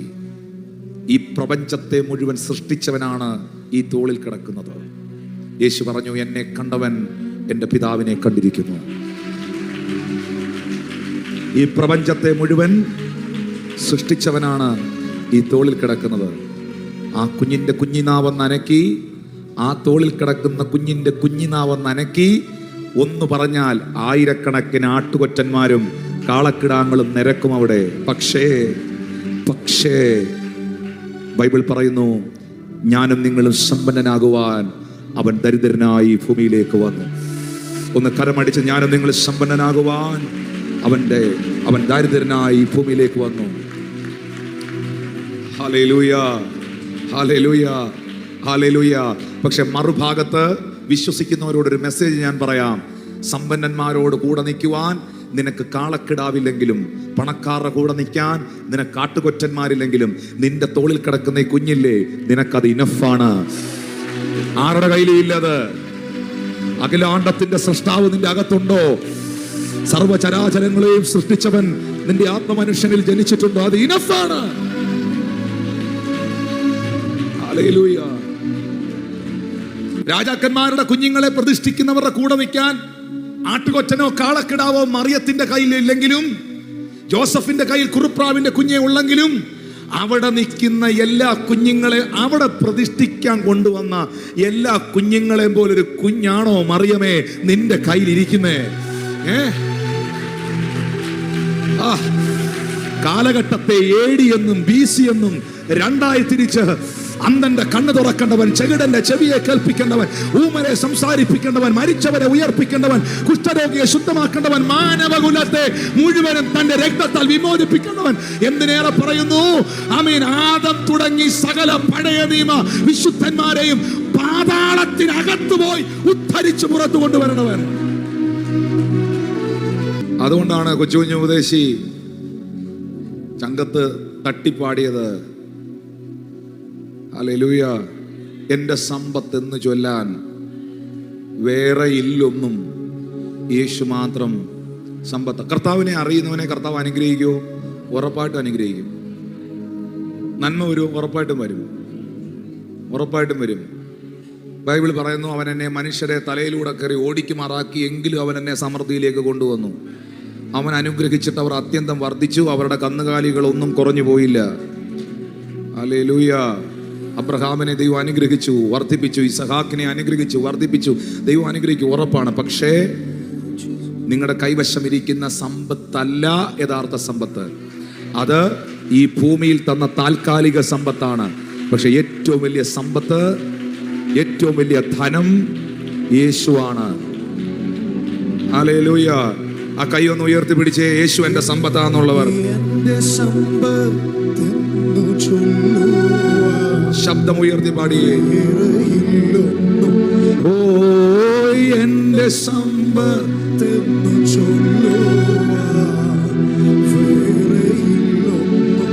യേശു മാത്രം സമ്പത്താകുന്നു. ചാവിനെ ഉയർത്തവൻ വാനലോകമതിൽ ചെന്നു. ചാവിനെ ഉയർത്തവൻ വാനലോകമതിൽ ചെന്നു. സാധു എന്നെ ഓർത്തു നിത്യം താതനോട് യാചിക്കുന്നു. എന്റെ സമ്പത്തെന്നു സമ്പത്താകുന്നു. അത് ശരിയാണെങ്കിൽ ഒന്ന് കൈകളടിച്ച് കർത്താവിനെ സ്തുതിച്ചു. ഈ ചില ആളുകൾ ഭയങ്കര വിഷമത്തോടെ പറയുന്ന എങ്ങനെയുണ്ട്, ബ്രദറെ എനിക്ക് യേശു മാത്രമേ ഉള്ളെന്ന്. എനിക്ക് ബ്രദറെ ഭയങ്കര കരഞ്ഞുകൊണ്ടാ പറഞ്ഞത്, എനിക്ക് കർത്താവ് മാത്രമേ ഉള്ളെന്ന്. എൻ്റെ ചോദ്യം വേറെ ആര് വേണമെന്നുള്ളതാണ്. ദൈവം നിനക്ക് അനുകൂലമെങ്കിൽ പ്രതികൂലമാര്? യേശു നിനക്ക് സമ്പത്തായി ഉണ്ടെങ്കിൽ, മക്കളെ, നിങ്ങളുടെ മക്കളുമാർക്ക് നിങ്ങൾ കൊടുക്കേണ്ട ഏറ്റവും വലിയ സമ്പത്ത് ഇതായിരിക്കണം. നിങ്ങളുടെ കുഞ്ഞുങ്ങൾക്ക് നിങ്ങൾ കൊടുക്കേണ്ട സമ്പത്ത് ഇതായിരിക്കണം. എൻ്റെ മാതാപിതാക്കൾ ഞങ്ങൾക്ക് തന്ന സമ്പത്ത് ഇതാണ്. ഹല്ലേലൂയ. സമ്പത്ത് തലമുറകളായി, ജനറേഷൻ ബൈ ജനറേഷനായി അവർ അനുഗ്രഹിക്കപ്പെടട്ടെ. ശബ്ദം ഉയർത്തി ഹല്ലേലൂയ. മറിയയും ജോസഫും കൂടെ ഈ കുഞ്ഞിനെ ഡെഡിക്കേറ്റ് ചെയ്യാൻ, സമർപ്പിക്കുവാൻ ജെറുസലേം ദേവാലയത്തിൽ എത്തിയപ്പോൾ അടുത്ത വാക്യത്തിൽ എഴുതിയിരിക്കുകയാണ്, അവിടെ ശിമയോൻ എന്ന് പേരുള്ള ഒരു മനുഷ്യനുണ്ടായിരുന്നു. ഈ മനുഷ്യൻ നീതിമാനും ഇസ്രായേലിന്റെ ആശ്വാസത്തിനായി കാത്തിരുന്നവനും പരിശുദ്ധാത്മാവും അവൻ്റെ മേൽ ഉണ്ടായിരുന്നു. പരിശുദ്ധാത്മാവും അവൻ കാത്തിരുന്നവനായിരുന്നു. കർത്താവിൻ്റെ ക്രിസ്തുവിനെ കാണും മുമ്പ് മരണം കാണുകയില്ല എന്ന് പരിശുദ്ധാത്മാവിൽ അവൻ അരുളപ്പാടുണ്ടായിരുന്നു. എന്ന് വെച്ചാൽ മശിഹായെ കാണാതെ, ക്രിസ്തു യേശുവിനെ കാണാതെ മരിക്കത്തില്ല നീ എന്നൊരു പ്രവചനം പുള്ളിയുടെ മേളിൽ കിടപ്പുണ്ടായിരുന്നു. അപ്പം നിങ്ങൾ ഓർക്കണം, യഹൂദന്മാരെല്ലാം തന്നെ എല്ലാ ഇസ്രായേൽ ജനതയും വർഷങ്ങളായി ഈ പ്രവചനം വീണത് ഏദൻ തോട്ടത്തിൽ വെച്ചാണ്. ആദം ഹൗവ തുടങ്ങി ഈ വീണ്ടെടുപ്പുകാരനെ, ഈ രക്ഷകനെ വെയിറ്റ് ചെയ്യുകയാണ്. ആദം ഹൗവ തുടങ്ങി ഇങ്ങോട്ട്, നോഹ തുടങ്ങി ഇങ്ങോട്ട്, മുഴുവൻ ആളുകളും ഈ രക്ഷകനെ, വീണ്ടെടുപ്പുകാരനെ വെയിറ്റ് ചെയ്യുകയാണ്. സകല പ്രവാചകന്മാരും, ഏലിയാവും മോശയും സകലമായ ആളുകളും കർത്താവിനെ കാത്തിരുന്നവരാണ്, ദാവീദും എല്ലാം. പക്ഷേ ജെറുസലേം ദേവാലയത്തിൽ പ്രാർത്ഥിച്ചുകൊണ്ടിരുന്ന ഒരു അപ്പച്ചനോട്, ദീർഘനാളുകളായി ആലയം വിട്ടു പിരിയാതിരുന്ന ഒരു പിതാവിനോട് ദൈവാത്മാവ് പറഞ്ഞിരുന്നു, കർത്താവിൻ്റെ ക്രിസ്തുവിനെ കാണും മുമ്പ് നീ മരിക്കത്തില്ലെന്ന് പറഞ്ഞു. അപ്പം പരിശുദ്ധാത്മാവിൽ അവൻ അരുളപ്പാട് ഉണ്ടായെന്ന് അവിടെ 26 പറയുമ്പോൾ 25 എഴുതിയിട്ടുണ്ട്, അവൻ്റെ മേളിൽ പരിശുദ്ധാത്മാവ് ഉണ്ടായിരുന്നെന്ന്. ആ പരിശുദ്ധാത്മാവ് ഉള്ളവനാണ് പരിശുദ്ധാത്മാവിൻ്റെ അരുളപ്പാട് ഉണ്ടാകുന്നത്. അവൻ നീതിമാനായിരുന്നു, ഇസ്രായേലിന്റെ ആശ്വാസകനായി കാത്തിരുന്നവനായിരുന്നു. ഈ ശിമയോൻ ദേവാലയത്തിലാണ് കാത്തിരുന്നത് ക്രിസ്തുവിന് വേണ്ടി. ഇപ്പൊ കൃത്യമായി മറിയയും ജോസഫും കൂടെ കുഞ്ഞിനെ പ്രതിഷ്ഠിക്കാൻ അവിടേക്ക് കൊണ്ട് കയറി ചെല്ലുകയാണ്. ഇങ്ങനെ കയറി ചെല്ലുമ്പോൾ നിങ്ങൾ ശ്രദ്ധിക്കണം, ഇത് വളരെ ഗൗരവമുള്ളൊരു കാര്യമാണ്. ഇങ്ങനെ കയറി ചെല്ലുമ്പോൾ ശിമയോൻ വളരെ പ്രായം ചെന്ന മനുഷ്യനാണ്. ഒരു പക്ഷേ പുറമേയുള്ള കണ്ണിന്റെ കാഴ്ച കുറഞ്ഞിട്ടുണ്ടാകും, മുഖം ചുക്കിച്ചുളിഞ്ഞിട്ടുണ്ടാകും, വർഷങ്ങളായി പള്ളിക്കകത്തിരിക്കുകയാണ്. പുള്ളി ഈ മനുഷ്യൻ എങ്ങനെ അറിഞ്ഞു യേശുവിനെ ഇവിടെ പ്രതിഷ്ഠിക്കാൻ കൊണ്ടുവന്നിട്ടുണ്ട്? മശിഹായെ, ഇസ്രായേലിന്റെ ആശ്വാസകനെ, വീണ്ടെടുപ്പുകാരനെ ഈ പള്ളിക്കകത്ത് ഇപ്പോൾ പ്രതിഷ്ഠിക്കാൻ കൊണ്ടുവന്നിട്ടുണ്ട് എന്ന് ഈ അപ്പച്ചൻ എങ്ങനെ അറിഞ്ഞു? ഒരു വയസ്സിന് താഴെയുള്ള, അല്ലെങ്കിൽ ഒരു 6 മാസത്തിന് താഴെയുള്ള ഒരുമാതിരിപ്പെട്ട പിള്ളേരെയെല്ലാം കണ്ട ഏകദേശം ഒരുപോലെ ഇരിക്കും. നിങ്ങൾ ചിന്തിക്കരുത് ഒരു കൊച്ചിനെ മാത്രം വന്ന് പ്രതിഷ്ഠിക്കുന്നതെന്ന്. ഒരുപാട് കുഞ്ഞുങ്ങളെ അവിടെ പ്രതിഷ്ഠിക്കാൻ കൊണ്ടുവന്നിട്ടുണ്ട്. ഇതിൻ്റെ ഇടയിൽ ഈ അപ്പച്ചൻ എങ്ങനെ അറിഞ്ഞു? ആത്മതലങ്ങൾ എപ്പോഴും ആത്മാവുള്ളവന് പിടികിട്ടുന്നതാണ്, അല്ലാത്തവൻ ഇത് ഭോഷത്വമാണ്. ഈ മനുഷ്യന്റെ മേളിൽ പരിശുദ്ധാത്മാവ് ഉണ്ടായിരുന്നു. ഈ മനുഷ്യന്റെ അകത്തിരിക്കുന്ന പരിശുദ്ധാത്മാവിനാൽ ജനിച്ച കർത്താവിനെയും കൊണ്ട് ഈ പള്ളിക്കകത്ത് കയറിയതും പുള്ളിക്കത് ഫീൽ ചെയ്തു. ദൈവത്തിന്റെ ആത്മാവ് ഉള്ളിലുള്ള ദൈവജനമേ, കർത്താവിന്റെ ആത്മാവിൽ ആരാധിക്കുന്ന വിശ്വാസിയെ, ഇതൊരു അനുഭവമാണ്. ഇതിനകത്തിരിക്കുന്ന മുഴുവൻ ആളുകൾക്കും ആത്മീയ അനുഭവങ്ങൾ ഉണ്ടാകട്ടെ. ഹല്ലേലൂയ. അത് ഫീൽ ചെയ്തു, പുള്ളിക്ക് ബോധ്യമായി. എന്നിട്ട് കൃത്യമായി നടക്കുകയാണ്. നിങ്ങളിത് ഇമാജിൻ ചെയ്യണം. എന്നിട്ട് എല്ലാവരുടെ അടുത്തും പോയി ചോദിക്കുന്നില്ല, ഓരോ കൊച്ചുങ്ങളുടെ അടുക്കലും ഓരോ അപ്പൻ്റെ അമ്മയുടെ അടുക്കലും പോയി ചോദിക്കുന്നില്ല, മശിഹായായി പരിശുദ്ധാത്മാവിൽ ജനിച്ച കൊച്ചാണോ ഇത്? എനിക്കങ്ങനെ ഒരു ദൂതുണ്ടായിരുന്നു, ഇങ്ങനെ ഒരു കൊച്ചിനെ കാണുമെന്ന്. ഇതാണോ? ഇതല്ല. ഇതാണോ? ഇതല്ല. ഈ കുഞ്ഞാണോ? ഇങ്ങനൊന്നും പുള്ളിക്ക് ചോദിക്കേണ്ടി വന്നില്ല. പുള്ളിക്ക് ഒരു കൺഫ്യൂഷനും ഇല്ലായിരുന്നു.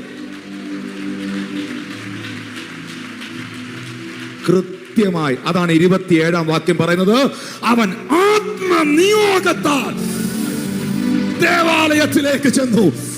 ഉള്ളവന് മാത്രം ചില നിയോഗങ്ങളെ ദൈവം ഇതിൽ കൽപ്പിക്കുകയാണ്. നിന്റെ മേളിൽ ചില നിയോഗങ്ങളെ ദൈവം ഇടുകയാണ്. ലക്ഷ്യം തെറ്റാത്ത നിയോഗങ്ങൾ, റൂട്ട് തെറ്റാത്ത നിയോഗങ്ങൾ, കൃത്യമായ നിയോഗങ്ങൾ. നിന്നെ ഒരു റോങ് പ്ലേസിലേക്ക് വിടത്തില്ല, നിങ്ങളെ ഒരു റോങ് കണക്ഷനിലേക്ക് വിടത്തില്ല, നിന്നെ ഒരു റോങ് സൈറ്റിലേക്ക് വിടത്തില്ല. ആത്മാവ് നിന്നെ നിയോഗിച്ചാൽ, ആത്മനിയോഗത്തിൽ നീ സഞ്ചരിച്ചാൽ, നീ ചെന്നെത്തുന്നത് കൃത്യസ്ഥലത്തായിരിക്കും. 28-ാം വാക്യം പറയുന്നു, ഈ ശിമയോൻ, മക്കളെ, ഇത് കൺഫ്യൂഷൻ ഇല്ല. കൺഫ്യൂസ്ഡ് ആക്കുന്നത് ഹോളി സ്പിരിറ്റ് അല്ല. ഹോളി സ്പിരിറ്റ് കൃത്യമായും ഡയറക്റ്റ് ചെയ്യും. ഹല്ലേലൂയ. വാ തുറന്ന് പറഞ്ഞ്, തെറ്റിദ്ധരിപ്പിക്കുന്നത് ദൈവമല്ല, പിശാചാണ്.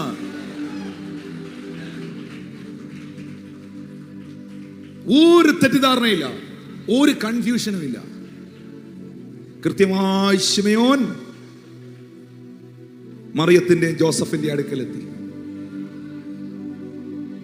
ആ കൊച്ചിനെയും മേടിച്ചു. അതാ അവിടെ എഴുതിയിരിക്കുന്ന 28-ാം വാക്യത്തിൽ, അവൻ അവനെ കയ്യിലേന്തി ദൈവത്തെ പുകഴ്ത്തി. എന്നിട്ട് ആ കുഞ്ഞിന്റെ മുഖത്തേക്ക് നോക്കി 29-ാം വാക്യത്തിൽ എഴുതിയിരിക്കുകയാണ്, ഇപ്പോൾ നാഥ, തിരുവചനം പോലെ നീ അടിയനെ സമാധാനത്തോടെ വിട്ടയക്കുന്നു. ജാതികൾക്ക് വെളിപ്പെടാനുള്ള പ്രകാശവും നിന്റെ ജനമായ ഇസ്രായേലിന്റെ മഹത്വവുമായി നീ സകല ജാതികളുടെ മുമ്പിൽ ഒരുക്കിയിരിക്കുന്ന നിന്റെ രക്ഷയെ എന്റെ കണ്ണ് കണ്ടല്ലോ, എന്റെ കാതിൽ ഞാൻ കേട്ടത് എന്റെ കണ്ണുകൊണ്ട് ഞാൻ കണ്ടല്ലോ, എന്റെ കാതിൽ ഞാൻ കേട്ടത് എന്റെ കണ്ണുകൊണ്ട് ഞാൻ കണ്ടല്ലോ. ഈ 2025 നിന്റെ കാതിൽ കേൾപ്പിച്ചതിനെ നിന്റെ കണ്ണുകൾ കൊണ്ട് ദൈവം കാണിക്കും. ഓ, വിശ്വസിക്കുന്ന ദൈവമക്കൾ എത്ര പേരുണ്ട്? നിന്നോട് ദൈവം അറിയിച്ച അരുളപ്പാടുകളെ, ദൈവം നിന്നോട് അറിയിച്ച വാഗ്ദത്തങ്ങളെ, എന്നെ കാണുന്ന ദൈവത്തിന്റെ ദാസനെ, എന്നെ കാണുന്ന സഹോദര, എന്നെ കാണുന്ന സഹോദരി, നിന്നോട്, നിന്റെ തലമുറയോട്, സഭയോട്, കുടുംബത്തോട്, ശുശ്രൂഷയോട് പരിശുദ്ധാത്മാവ് തന്റെ പ്രവാചകന്മാരിലൂടെയും തന്റെ ദാസന്മാരിലൂടെയും തന്റെ വചനത്തിലൂടെയും അറിയിച്ച ദൈവത്തിന്റെ ഇടപെടലുകളെ നിന്റെ കണ്ണുകൾ കൊണ്ടവൻ കാണിക്കും, നിന്റെ കരത്തിൽ അവൻ ഏൽപ്പിക്കും. വിശ്വസിക്കുന്നവർ ശബ്ദമുയർത്തി ദൈവത്തെ സ്തുതിക്കാം. ശിമയോനെ, നീ ഇപ്പോൾ കയ്യിൽ പിടിച്ചിരിക്കുന്നത് നിന്റെ കാതിൽ കേട്ട വാഗ്ദത്തമാണ്. നിന്റെ കണ്ണ് കണ്ടല്ലോ എന്ന് എഴുതിയിട്ടില്ലേ? നിന്റെ കണ്ണ് കണ്ടത് വർഷങ്ങൾക്ക് മുമ്പ് നീ പ്രാർത്ഥനയിൽ ഇരിക്കുമ്പോൾ എന്റെ ആത്മാവ് നിന്റെ കാതിൽ കേൾപ്പിച്ചതാണ്. കാലം എത്ര കഴിഞ്ഞാലും, വർഷം എത്ര കഴിഞ്ഞാലും, ഞാൻ ഇങ്ങനെ ചിലരോട് പറയുന്നു, നീ മരിക്കുന്നതിന് മുൻപ് നിന്റെ മേലുള്ള മുഴുവൻ വാഗ്ദത്തങ്ങളെയും, നിന്റെ തലമുറയുടെ മുകളിലുള്ള മുഴുവൻ വാഗ്ദത്തങ്ങളെയും ദൈവം നിവർത്തിക്കും. അടിസ്ഥാനമിട്ടവൻ പണി പൂർത്തീകരിക്കും. വിശ്വസിക്കുന്നവർ ദൈവത്തിന് സ്തോത്രം ചെയ്തേ. അടിസ്ഥാനമിട്ടവൻ. ശിമയോനെ, നിനക്ക് പ്രായം എത്രയുണ്ടെങ്കിലും, നിന്റെ കണ്ണിന്റെ കാഴ്ച കുറഞ്ഞാലും, നിന്റെ ചെവിയുടെ കേൾവി കുറഞ്ഞാലും, നിന്റെ മുഖം ചുക്കിച്ചുളിഞ്ഞാലും, നിന്നോട് ഞാൻ അറിയിച്ചതിനെ, നിന്റെ കാതിൽ ഞാൻ കേൾപ്പിച്ചതിനെ ഞാൻ നിന്നെ കാണിച്ചിരിക്കും. എന്നെ ഒന്ന് ശ്രദ്ധിക്കാമോ? ആ വാക്ക് മാത്രം ലൂക്കോസ് 2:32, എന്റെ കണ്ണ് കണ്ടുവല്ലോ, എന്റെ കാതിൽ കേട്ടതെല്ലാം എന്റെ കണ്ണുകൾ കണ്ടിടുന്നു.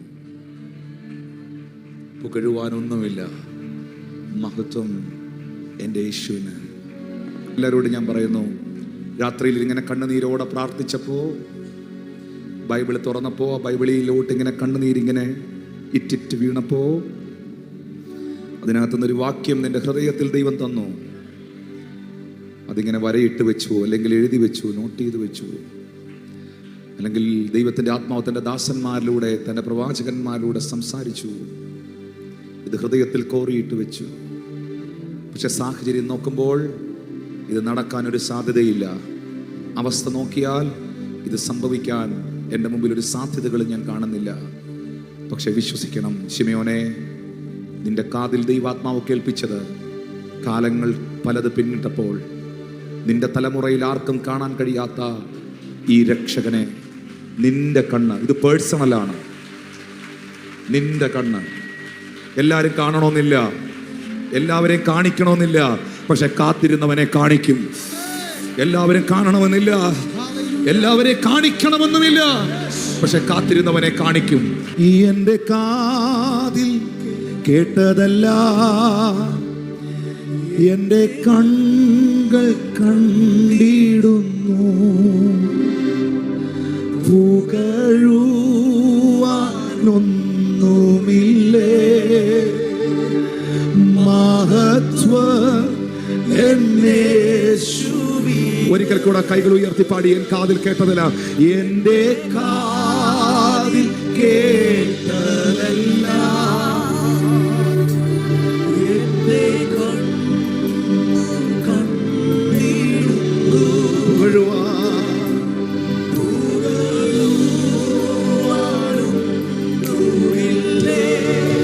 മഹത്വം മഹത്വം മഹത്വം.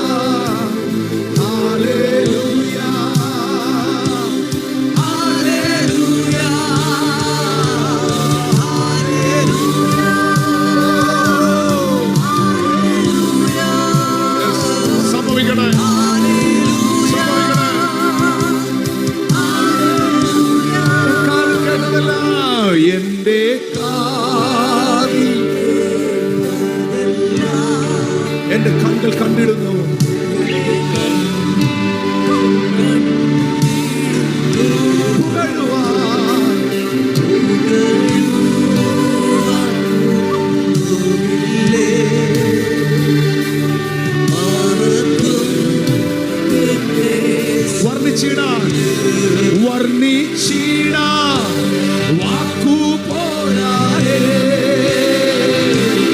വർണ്ണിച്ചിടാൻ നാവ് പോരായേ. വർണ്ണിച്ചിടാൻ വാക്കു പോരായേ.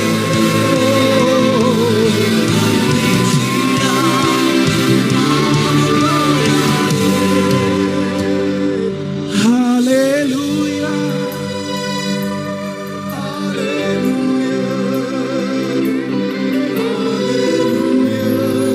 നീ ക്രിസ്തുവിൽ നീതീകരിക്കപ്പെട്ട ഒരു നീതിമാനാണോ? നീ വാഗ്ദത്തത്തിന് വേണ്ടി കാത്തിരിക്കുന്ന ഒരു മനുഷ്യനാണോ? നീ ദേവാലയം വിട്ടു പിരിയാതെ ദൈവ സാന്നിധ്യത്തിന് വില കൊടുക്കുന്നവനാണോ? നീ കാത്തിരുന്നത് നിന്നെ തേടി വരാൻ പോവുകയാണ്. നീ ഇരുന്ന സ്ഥലത്ത് അത് വരും. ശിമയോൻ ഇരുന്നെടുത്ത് ആ ദേവാലയത്തിനകത്തേക്ക് അവന്റെ വാഗ്ദത്തം കയറി ചെല്ലുകയാണ്. ആത്മാവിൽ ഞാൻ പ്രവചിക്കുന്നു, നിന്റെ ഭവനത്തിനകത്തേക്ക് ചില വാഗ്ദത്തങ്ങൾ നടന്നു കയറി വരികയാണ്. ചില പ്രോമിസുകൾ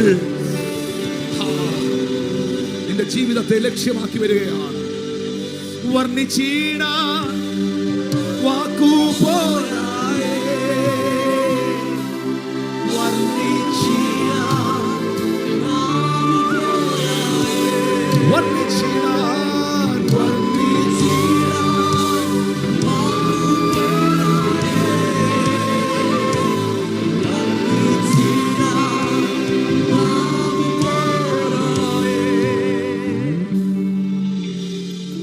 വീട് പണിയുന്നവരായ നിങ്ങൾ തള്ളിക്കളഞ്ഞ കല്ല് മൂലക്കല്ലായിരിക്കും. ജനിക്കുവാൻ സ്ഥലം കൊടുക്കാതെ സമൂഹം അവനെ തള്ളി. വളർന്ന ദേശത്ത് വളരുവാൻ അനുവദിക്കാതെ ജന്മദേശം യേശുവിനെ തള്ളി. യേശുവിനെ കുറിച്ച് ഒന്നാമത് സാക്ഷ്യപ്പെടുത്തിയ, അവൻ ആര് എന്ന് ലോകത്തോട് വിളംബരം ചെയ്ത യോഹന്നാനും അവനിൽ ഇടറിപ്പോയി. പിന്നെ അവൻ പന്തിരി വരെ തൻ്റെ അടുക്കൽ വിളിച്ചു.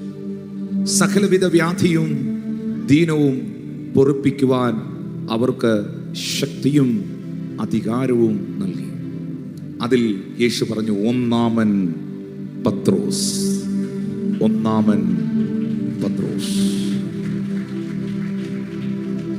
ഒരിക്കൽ ഫിലിപ്പിന്റെ കൈസരുടെ പ്രദേശത്ത് നിന്നുകൊണ്ട് യേശു കർത്താവ് ചോദിച്ചു, നിങ്ങൾ മനുഷ്യപുത്രനെ ആർ എന്ന് പറയുന്നു? ചിലർ ഇരമ്യാവെന്നും ചിലർ ഏലിയാവെന്നും ചിലർ സ്നാപക യോഹന്നാനെന്നും വിശേഷിപ്പിച്ചപ്പോൾ, അറിവിൽ നിന്ന് പലരും പറഞ്ഞ കേട്ടറിവുകളിൽ നിന്ന് പലതും വിളിച്ചു പറഞ്ഞപ്പോൾ, കൂട്ടത്തിൽ നിന്ന് ശിഷ്യന്മാരോട് യേശു ചോദിച്ചു, നിങ്ങളോ എന്നെ ആർ എന്ന് പറയുന്നു?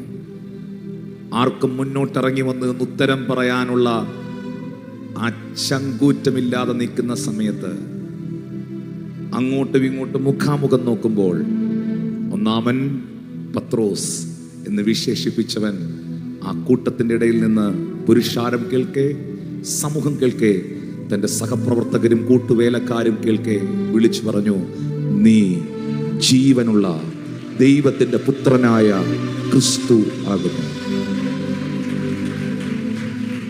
അവനെ നോക്കി യേശു പറഞ്ഞു, ബറയോന ശിമോനെ, നീ അനുഗ്രഹീതനാണ്. ജഡരക്തമല്ല ഇത് നിനക്ക് വെളിപ്പെടുത്തിയത്, സ്വർഗസ്ഥനായ എൻ്റെ പിതാവത്രേ. ശിഷ്യന്മാരുടെ കൂട്ടത്തിൽ പത്രോസിനെ നോക്കിയാണ് യേശു പറഞ്ഞത്, Peter, you are the first. ഒന്നാമൻ പത്രോസ്. വിളിക്കകത്തുണ്ടായിരുന്നു. അത് പറഞ്ഞ് വിളിക്കകത്തുണ്ടായിരുന്നു. ഈ നമ്മളെയൊക്കെ ദൈവം വിളിച്ച വിളിക്കകത്തുള്ളതാണ് നമ്മളെല്ലാവരും അനുഭവിക്കുന്നത്. ചിലരെ അപ്പോസ്തലന്മാരായി വിളിച്ചിരിക്കുന്നു, പ്രവാചകന്മാരായി വിളിച്ചിരിക്കുന്നു, സുവിശേഷകരായി വിളിച്ചിരിക്കുന്നു, ഇടയന്മാരായി വിളിച്ചിരിക്കുന്നു, ഉപദേഷ്ടാക്കന്മാരായി വിളിച്ചിരിക്കുന്നു. ഇതെല്ലാം കോളിംഗ് ആണ്. ഓരോരുത്തരുടെ മുകളിലുള്ള കോളിംഗ് ദൈവത്തിൻ്റെ വിളിയാണ്. ഇന്നും അത് സംഭവിച്ചുകൊണ്ടേയിരിക്കുന്നു സഭയോടുള്ള ബന്ധത്തിൽ. കാരണം പരിശുദ്ധാത്മാവ് ഇന്നും പ്രവർത്തിക്കുന്നു. യേശു ഇന്നും ജീവിക്കുന്നു. സഭ ഇപ്പോഴും ഭൂമിയിൽ തന്നെ ഉണ്ട്, എടുക്കപ്പെട്ടിട്ടില്ല. എന്നാൽ പീറ്ററിനെ നോക്കി യേശു പറഞ്ഞു, യു ആർ ദ ഫസ്റ്റ്. നിങ്ങൾക്കറിയാം, ഈ മനുഷ്യനെ അതിനുശേഷം ഒന്നിലും ഒരു കാര്യത്തിലും ആർക്കും രണ്ടാമനാക്കാൻ പറ്റിയിട്ടില്ല. യേശു ചോദിച്ചു, നിങ്ങൾ എന്നെ ആരെന്ന് പറയുന്നു? അതിനുത്തരം പറഞ്ഞാരാ? പത്രോസ്. കാറ്റും കടലും ഇളകി മറിഞ്ഞ് വള്ളത്തിനകത്ത് വെള്ളം കയറി മുഴുവൻ ശിഷ്യന്മാരും പ്രാണഭയത്തിലായി നിലവിളിക്കുമ്പോൾ, രാത്രിയുടെ യാമത്തിൽ കടലിന്റെ മുകളിലൂടെ പാദങ്ങളൂന്നി നടന്നു വന്ന നസ്രയനായ യേശു വള്ളത്തിനകത്ത് തണ്ടുവലിച്ചു വലഞ്ഞ് ഭയപ്പെട്ടിരിക്കുന്ന ശിഷ്യഗണത്തെ നോക്കി പൊതുവായി പറഞ്ഞു, ആർക്ക് ഈ എൻ്റെ അടുക്കലേക്കൊന്ന് വരാൻ കഴിയും? ഈ വള്ളത്തിൽ നിന്ന് ഇറങ്ങാൻ പറ്റും? 11 പകച്ച് കണ്ണുമിഴിച്ച് നോക്കി നിൽക്കുമ്പോൾ അവിടെയും ചരിത്രത്തിലാദ്യമായി ദൈവമല്ലാതെ ഒരു മനുഷ്യൻ വെള്ളത്തിന്റെ മുകളിലൂടെ നടന്നു. ചില ചുവടുകൾ, വെള്ളമല്ല, ആഴക്കടലിന്റെ മുകളിലൂടെ നടന്നു. അവൻ ആരാണ്? പത്രോസ്. വിശുദ്ധ തിരുവെഴുത്തുകൾ പഠിക്കുമ്പോൾ, ജെറുസലേം ചർച്ച് ഇനാഗുറേറ്റ് ചെയ്യുമ്പോൾ, എന്നാൽ മറ്റൊരു കാര്യം ഞാൻ പറയാം, യേശു കർത്താവ് ഉയർത്തെഴുന്നേറ്റു എന്ന വാർത്ത മഗ്ദല മറിയം ശിഷ്യന്മാരിരുന്ന സ്ഥലത്ത് വന്ന് പൊതുവായി പറയുകയാണ്, അവൻ അവിടെ ഇല്ല, അവൻ ഉയർത്തെഴുന്നേറ്റു. ഇത് കേട്ടിട്ട് 2 കതകും തുറന്നിറങ്ങി ഓടി. ആരാ? പത്രോസും യോഹന്നാനും. ബൈബിൾ പറയുന്നു, യോഹന്നാൻ പത്രോസിനേക്കാൾ ആദ്യം ഓടി കല്ലറവാതിക്കലെത്തി, അകത്ത് കടന്നില്ല താനും. എന്നാൽ അവന്റെ പിന്നാലെ എത്തിയ ശീമോൻ പത്രോസ് കല്ലറയ്ക്കകത്ത് കയറി. ഇതെല്ലാം പിടി കിട്ടിയോ? ആദ്യം ഓടി എത്തിയതാരാ? യോഹന്നാൻ അപ്പോസ്തലൻ. പക്ഷെ ആദ്യം കല്ലറയ്ക്കകത്ത് കയറിയാരാ? യോഹന്നാൻ എന്താ ചെയ്തേ? കല്ലറയ്ക്ക് പുറത്തു നിന്നു. അതിനെ പുള്ളി പുറത്തു നിന്നേ. ആദ്യം കല്ലറവാതിക്കലെത്തിയ ആരാ? പക്ഷെ അവിടെ എന്താ എഴുതി വെച്ചിരിക്കുന്നത്? അകത്ത് കടന്നില്ല താനൂന്ന്. 5-ാമത്തെ വാക്യത്തിൽ എഴുതിയിട്ടുണ്ട്, യോഹന്നാൻ അകത്ത് കടന്നില്ല, കയറിയില്ല. കാരണം ഒന്നാമൻ പത്രോസ് അവന്റെ മീതെയുള്ള ആളാണ്. Praise the Lord. പുള്ളി വരുന്നത് വരെ വെയിറ്റ് ചെയ്തു. അവന്റെ പിന്നാലെ ശീമോൻ പത്രോസ് വന്നു, കല്ലറയിൽ കടന്നു. പത്രോസ് കയറിയിട്ടാണ് യോഹന്നാൻ കയറിയേ. പ്രോട്ടോകോളാ. എന്റെ ചോദ്യം ഇതാണ്, പ്രിയപ്പെട്ടവരെ, ശ്രദ്ധിച്ചു കേൾക്കുന്നുണ്ടോ? യേശു ഉയർത്തെഴുന്നേറ്റതിന് ശേഷം അവന്റെ ശീലകൾ പൊതിഞ്ഞ, അരിമത്തിയിലെ മന്ത്രിയായ ജോസഫും നിക്കോദിമോസും കൂടെ ചേർന്ന് ചുറ്റിയ ശീലകൾ, തുണിയിൽ പൊതിഞ്ഞ് സുഗന്ധദ്രവ്യങ്ങൾ ഇട്ട അടക്കുന്നത്. ഉയർത്തെഴുന്നേറ്റ കർത്താവും ഉയർത്തെഴുന്നേറ്റ് കഴിഞ്ഞ ഉടനെ തന്നെ കവർ ചെയ്തിരുന്ന ശീല കൃത്യമായിട്ട് വേറിട്ട് സെപ്പറേറ്റ് ആയിട്ട് ഒരിടത്ത് ചുരുട്ടി വെച്ചു.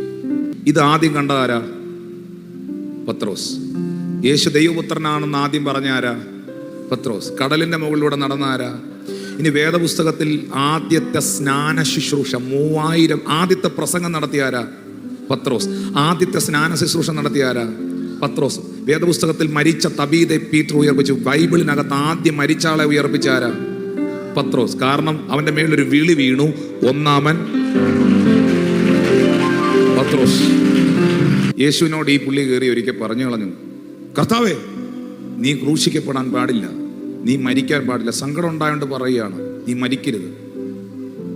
യേശു പെട്ടെന്ന് അവനിൽ ഒരു സാത്താനെ കണ്ടു. സാത്താനെ, മാറിയിരിക്കാൻ പറഞ്ഞു. നീ ദൈവത്തിൻ്റെതല്ല, മനുഷ്യൻ്റെതത്രേ സംസാരിക്കുന്നതെന്ന് പറഞ്ഞു. ഈ പീറ്റർ യേശുവിനോട് പറഞ്ഞറിഞ്ഞു, ഞാൻ നിന്റെ കൂടെ, നീ മരിക്കുകയാണേ നിന്റെ കൂടെ ഞാനും മരിക്കും. ഹല്ലേലൂയ. കർത്താവ് പറഞ്ഞു, നീ എന്നെ തള്ളി പറയും. നീ തള്ളി പറയുമ്പം അതിനൊരു അടയാളമായിട്ട് കോഴി കൂവും. പുള്ളിക്ക് ഇതങ്ങോട്ട് ഉൾക്കൊള്ളാനും പറ്റിയില്ല, ഏറ്റെടുക്കാനും പറ്റിയില്ല. നെഗറ്റീവ് ദൂതിനെ ക്യാൻസൽ ചെയ്തെന്ന് പറഞ്ഞു. കൃത്യമായി യേശുവിനെ ഗത്സമന തോട്ടത്തിൽ പട്ടാളക്കാർ പിടിക്കാൻ വന്നപ്പോൾ നിങ്ങളൊരു കാര്യം മനസ്സിലാക്കണം, അവിടെയും ഈ പുള്ളിയെ പിശാച് കയ്യിലെടുത്തായിരുന്നു. ആരെ? പത്രോസിനെ. പുള്ളി എന്നാ ചെയ്തേ? പുള്ളി വാളെടുത്ത് ഊരി യേശുവിനെ പിടിക്കാൻ വന്ന ഓഫീസറിന്റെ, ഉദ്യോഗസ്ഥന്റെ ചെവി വെട്ടിയതല്ല. യോഹന്നാൻ 18:10 ശീമോൻ പത്രോസ് തനിക്കുള്ള വാളൂരി മഹാപുരോഹിതന്റെ ദാസനെ വെട്ടി അവന്റെ വലത് കാത് അറുത്ത് കളഞ്ഞു. മൽക്കോസ് എന്ന പേരുള്ള ഒരുത്തന്റെ കഴുത്തെ വെട്ടിയതാ. മൽക്കോസ് എന്ത് ചെയ്തു? തല വെട്ടിച്ചു. വെട്ടിച്ചപ്പം വാൾ എവിടെ കൊണ്ടു? ചെവിയെ കൊണ്ടു. ചെവി അങ്ങ് നിറയെ വീണു.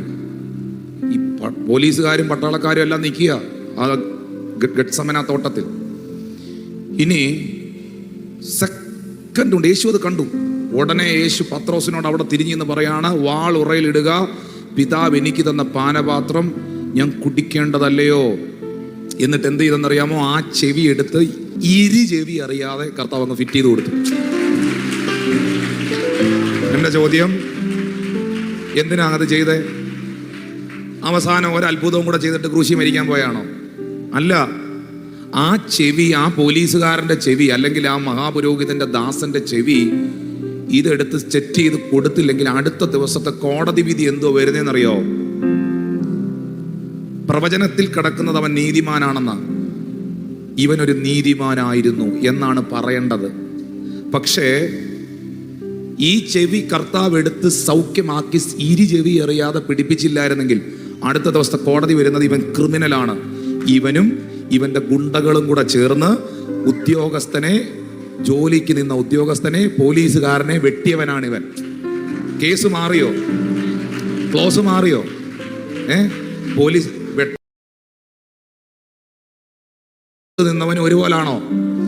ഇവൻ പറഞ്ഞിട്ട് ഇവന്റെ ഗുണ്ട ഇവനെ അറസ്റ്റ് ചെയ്യാമെന്ന പോലീസുകാരനെ വെട്ടി. ഇതാണ് കേസ് വരാൻ പോകുന്നത്. തെളിവ് പോലും ഇല്ലാതെ, ചെവി അറിയാതെ, പ്രവചനത്തിന്റെ നിവർത്തീകരണത്തിനായി അടുത്ത ദിവസത്തെ കോടതി വരുന്നത് ഇവൻ ക്രിമിനലാണ്. ഇവനും ഇവന്റെ ഗുണ്ടകളും കൂടെ ചേർന്ന് ഉദ്യോഗസ്ഥനെ, ജോലിക്ക് നിന്ന ഉദ്യോഗസ്ഥനെ, പോലീസുകാരനെ വെട്ടിയവനാണ് ഇവൻ. കേസ് മാറിയോ? ക്ലോസ് മാറിയോ? പോലീസ് വെട്ടിയവനും വെട്ടാൻ കൂട്ടു നിന്നവനും ഒരുപോലാണോ? ഇവൻ പറഞ്ഞിട്ട് ഇവന്റെ ഗുണ്ട ഇവനെ അറസ്റ്റ് ചെയ്യാമെന്ന പോലീസുകാരനെ വെട്ടി. ഇതാണ് കേസ് വരാൻ പോകുന്നത്. തെളിവ് പോലും ഇല്ലാതെ, ചെവി അറിയാതെ, പ്രവചനത്തിന്റെ നിവർത്തീകരണത്തിനായി. വേറെ ഒരുത്തൻ കാണിച്ച കുഴപ്പത്തിന് ചിലപ്പോൾ നമ്മളെ ആളുകൾ വിരൽ ചൂണ്ടാൻ സാധ്യതയുണ്ട്.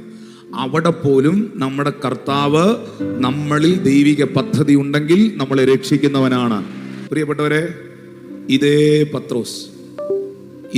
പത്രോസ് യേശുവിൻ്റെ കൂടെ മരിച്ചു കളയൂ എന്ന് പറഞ്ഞ പത്രോസ്, വാളെടുത്ത് പടയാളിയുടെ കാത് വെട്ടിയ പത്രോസ് യേശുവിനെ ഒന്നാമത് തള്ളി പറഞ്ഞു. ലൂക്കോസ് വിശേഷം 22-ാം അധ്യായത്തിന്റെ 61-ാം വാക്യം. അപ്പോൾ കർത്താവ് തിരിഞ്ഞ് പത്രോസിനെ ഒന്ന് നോക്കി, ഇന്ന് കോഴി കൂവും മുമ്പേ 3 വട്ടം എന്നെ തള്ളിപ്പറയും എന്ന് കർത്താവ് തന്നോട് പറഞ്ഞ വാക്ക് പത്രോസ് ഓർത്തു. 34 മുതൽ നോക്കി പത്രോസ് എന്ത് ചെയ്തു? അവനെ പിടിച്ച് മഹാപുരോഹിതന്റെ വീട്ടിൽ കൊണ്ടുപോയി.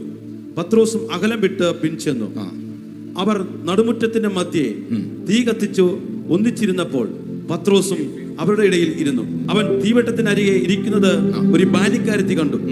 അവനെ ഉറ്റുനോക്കി, ഇവനും അവനോട് കൂടെ ആയിരുന്നു എന്ന് പറഞ്ഞു. അവനോ, സ്ത്രീയെ, ഞാൻ അവനെ അറിയുന്നില്ല എന്ന് തള്ളി പറഞ്ഞു. 57-ാമത്തെ വാക്യത്തിൽ എഴുതിയിട്ടുണ്ട്, തള്ളി പറഞ്ഞു, തള്ളിക്കളഞ്ഞു. തള്ളിപ്പറഞ്ഞു എന്ന് പറയുന്നത് തള്ളിക്കളയുന്നതിന് തുല്യമാണ്. ഞാൻ നിന്റെ കൂടെ മരിച്ചു കളയും എന്ന് പറഞ്ഞ പത്രോസ് യേശുവിനെ തള്ളിപ്പറഞ്ഞു. അപ്പൊ ഒന്ന് കൗണ്ട് ചെയ്തേ. ജനിക്കാൻ അനുവദിക്കാതെ സമൂഹം തള്ളി, വളരാൻ അനുവദിക്കാതെ ജന്മദേശം തള്ളി, ഒന്നാമത് സാക്ഷ്യം പറഞ്ഞ സ്നാപക യോഹന്നാൻ തള്ളി, കൂടെ മരിച്ചു കളയുമെന്ന് വാക്ക് പറഞ്ഞ പത്രോസ് തള്ളി. ഇതിനകത്തെല്ലാം ഏറ്റവും ഹാർട്ട് ടച്ചിങ് ആയ ഒരു വാക്യമുണ്ട്.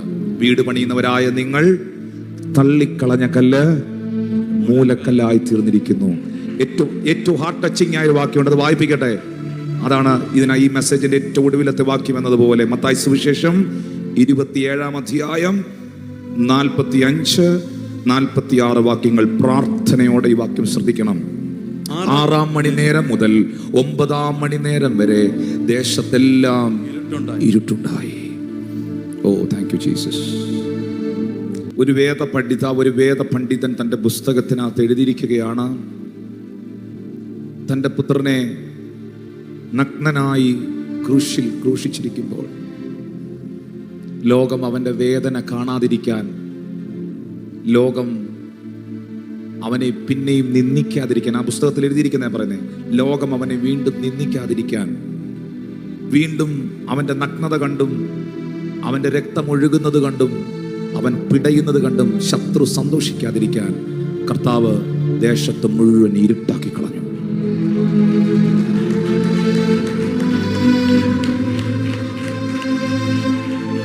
ഇരുട്ടാക്കി കളഞ്ഞു.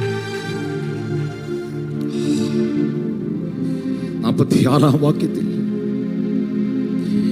ഏകദേശം 9-ാം മണി നേരമായ സമയത്ത് യേശു എലി എലി ലമാ ശബക്താനി എന്ന് ഉറക്കെ നിലവിളിച്ചു.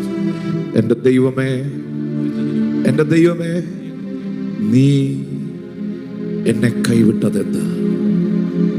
ജനിക്കാൻ അനുവദിക്കാതെ ജന്മദേശം എന്നെ തള്ളി, വളരാൻ അനുവദിക്കാതെ സമൂഹം എന്നെ തള്ളി, എന്നെ കുറിച്ച് ഒന്നാമത് സാക്ഷ്യം പറഞ്ഞ സ്നാപക യോഹന്നാൻ എന്നെ തള്ളി, ഞാൻ തിരഞ്ഞെടുത്ത എൻ്റെ പ്രിയ ശിഷ്യനായ പത്രോസ് എന്നെ തള്ളി പറഞ്ഞു, ശിഷ്യന്മാരെല്ലാം എന്നെ വിട്ട് ഓടിപ്പോയി.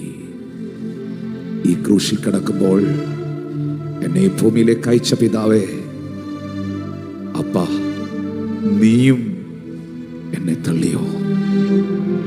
നീയും എന്നെ കൈവിട്ടോ? വീട് പണിയുന്നവരായ നിങ്ങൾ തള്ളിക്കളഞ്ഞ കല്ല് മൂലക്കല്ലായിരിക്കുന്നു. ആ കല്ലിവൻ തന്നെ, മറ്റൊരുത്തനിലും രക്ഷയില്ല. നാം രക്ഷിക്കപ്പെടുവാൻ ആകാശത്തിന് കീഴിൽ മനുഷ്യരുടെ ഇടയിൽ യേശുവിന്റെ നാമമല്ലാതെ വേറെ ഒരു നാമവുമില്ല. മക്കളെ, എന്തിനു വേണ്ടി അവൻ തള്ളപ്പെട്ടു? പാപികളായ എന്നെയും നിങ്ങളെയും ചേർക്കുവാൻ. എന്തിനായി അവൻ വേദന അനുഭവിച്ചു? എന്നെയും നിങ്ങളെയും സൗഖ്യമാക്കുവാൻ. എന്തിനായി അവൻ അടിപ്പിണരുകൾ ഏറ്റെടുത്തു? ആ അടിപ്പിണരുകളാൽ നമുക്ക് സൗഖ്യമുണ്ടാകാൻ. Hallelujah, hallelujah. ഞാനിങ്ങനെ സ്നേഹത്തോടെ നിങ്ങളോട് ചോദിക്കുന്നു, പറയുന്നു, മക്കളെ, ജനിക്കാൻ അനുവാദം കൊടുക്കാതെ, സ്ഥലം കൊടുക്കാതെ വഴിയമ്പലം തള്ളിയതുപോലെയും ജന്മദേശത്ത് വളരാൻ അനുവദിക്കാതെ ഹെരോദാവും രാജ്യവും തള്ളിയതുപോലെയും സാക്ഷ്യം പറഞ്ഞിട്ട്, ഏറ്റു പറഞ്ഞിട്ട്, വലിയ പ്രസംഗവും പാട്ടും ഒക്കെ നടത്തിയിട്ട്, സ്നാനപ്പെട്ടിട്ട്, രക്ഷിക്കപ്പെട്ടിട്ട്, എൻ്റെ ഭാഷയിൽ പറഞ്ഞാൽ സ്നാപക യോഹന്നാൻ തള്ളിയതുപോലെയും, കൂടെ നിൽക്കാം, ഞാൻ ഒപ്പം കാണും, ഞാൻ ചാകും, കൂടെ മരിച്ചു കളയുമെന്നൊക്കെ പറഞ്ഞിട്ട് പത്രോസ് തള്ളിയതുപോലെയും, അല്പസമയത്തേക്കും തൻ്റെ ഏകമകൻ്റെ ദാരുണമായ മരണം കാണുവാൻ കഴിയാതെ പിതാവായ ദൈവം മുഖം മറച്ചതുപോലെയും നിങ്ങൾ ഒരിക്കലും ജീവിതത്തിൻ്റെ ഒരു സാഹചര്യത്തിലും യേശുവിനെ തള്ളിപ്പറയരുത്. ശംഖും നെറ്റിയും കൊടുത്ത്, ജീവൻ കൊടുത്ത്, ജീവിതം കൊടുത്ത്, ജീവിതം മുഴുവൻ കൊടുത്ത് ഈ അരുമനാഥന് വേണ്ടി നിലകൊള്ളാൻ തയ്യാറാകുന്നവർ ആ കരങ്ങളെ ഒന്ന് ഉയർത്തിപ്പിടിക്കുവോ? ഈ വിശ്വാസത്തിനും ദൈവകൃപയ്ക്കും വേണ്ടി ഉറച്ചു നിൽക്കുവാൻ തയ്യാറുള്ളവർ ആ കരങ്ങളെ ഉയർത്തിപ്പിടിക്കുമോ? അവരോട് അപ്പോസ്തലനായ പത്രോസ് പറയുകയാണ്, 1 പത്രോസ് 2:4 മുതൽ, മനുഷ്യർ തള്ളിയതെങ്കിലും ദൈവസന്നിധിയിൽ ശ്രേഷ്ഠവും മാന്യവുമായ ജീവനുള്ള കല്ലായ അവന്റെ അടുക്കൽ വന്നിട്ട് നിങ്ങളും ജീവനുള്ള കല്ലുകൾ എന്നതുപോലെ ആത്മീക ഗൃഹമായി യേശുക്രിസ്തു മുഖാന്തരം ദൈവത്തിന് പ്രസാദമുള്ള ആത്മീയ യാഗം കഴിക്കുവാൻ തക്ക വിശുദ്ധ പുരോഹിത വർഗമാകേണ്ടതിന് പണിയപ്പെടുന്നു. ഞാൻ ശ്രേഷ്ഠവും മാന്യവുമായൊരു കല്ല് സിയോനിൽ ഇടുന്നു, അവനിൽ വിശ്വസിക്കുന്നവർ ലജ്ജിച്ചു പോകയില്ല. ഞാൻ ശ്രേഷ്ഠവും മാന്യവുമായ ഒരു കല്ല് സിയോനിൽ ഇടുന്നു. ആ കല്ല് ക്രിസ്തുവാണ്, ആ മൂലക്കല്ല് ക്രിസ്തുവാണ്. അവരെ അനുഗമിച്ച ആത്മീക പാറയിൽ നിന്നല്ലോ അവർ കുടിച്ചത്, ആ പാറ ക്രിസ്തു തന്നെ. ആ ശ്രേഷ്ഠമേറിയ മാന്യമായ മൂലക്കല്ലായ ക്രിസ്തുവിൽ വിശ്വസിക്കുന്ന ഒരുത്തനും, ഒരു കുടുംബവും, ഒരു വ്യക്തിയും ലജ്ജിച്ചു പോകത്തില്ല എന്ന് വേദപുസ്തകം ഉറപ്പു തരുന്നു.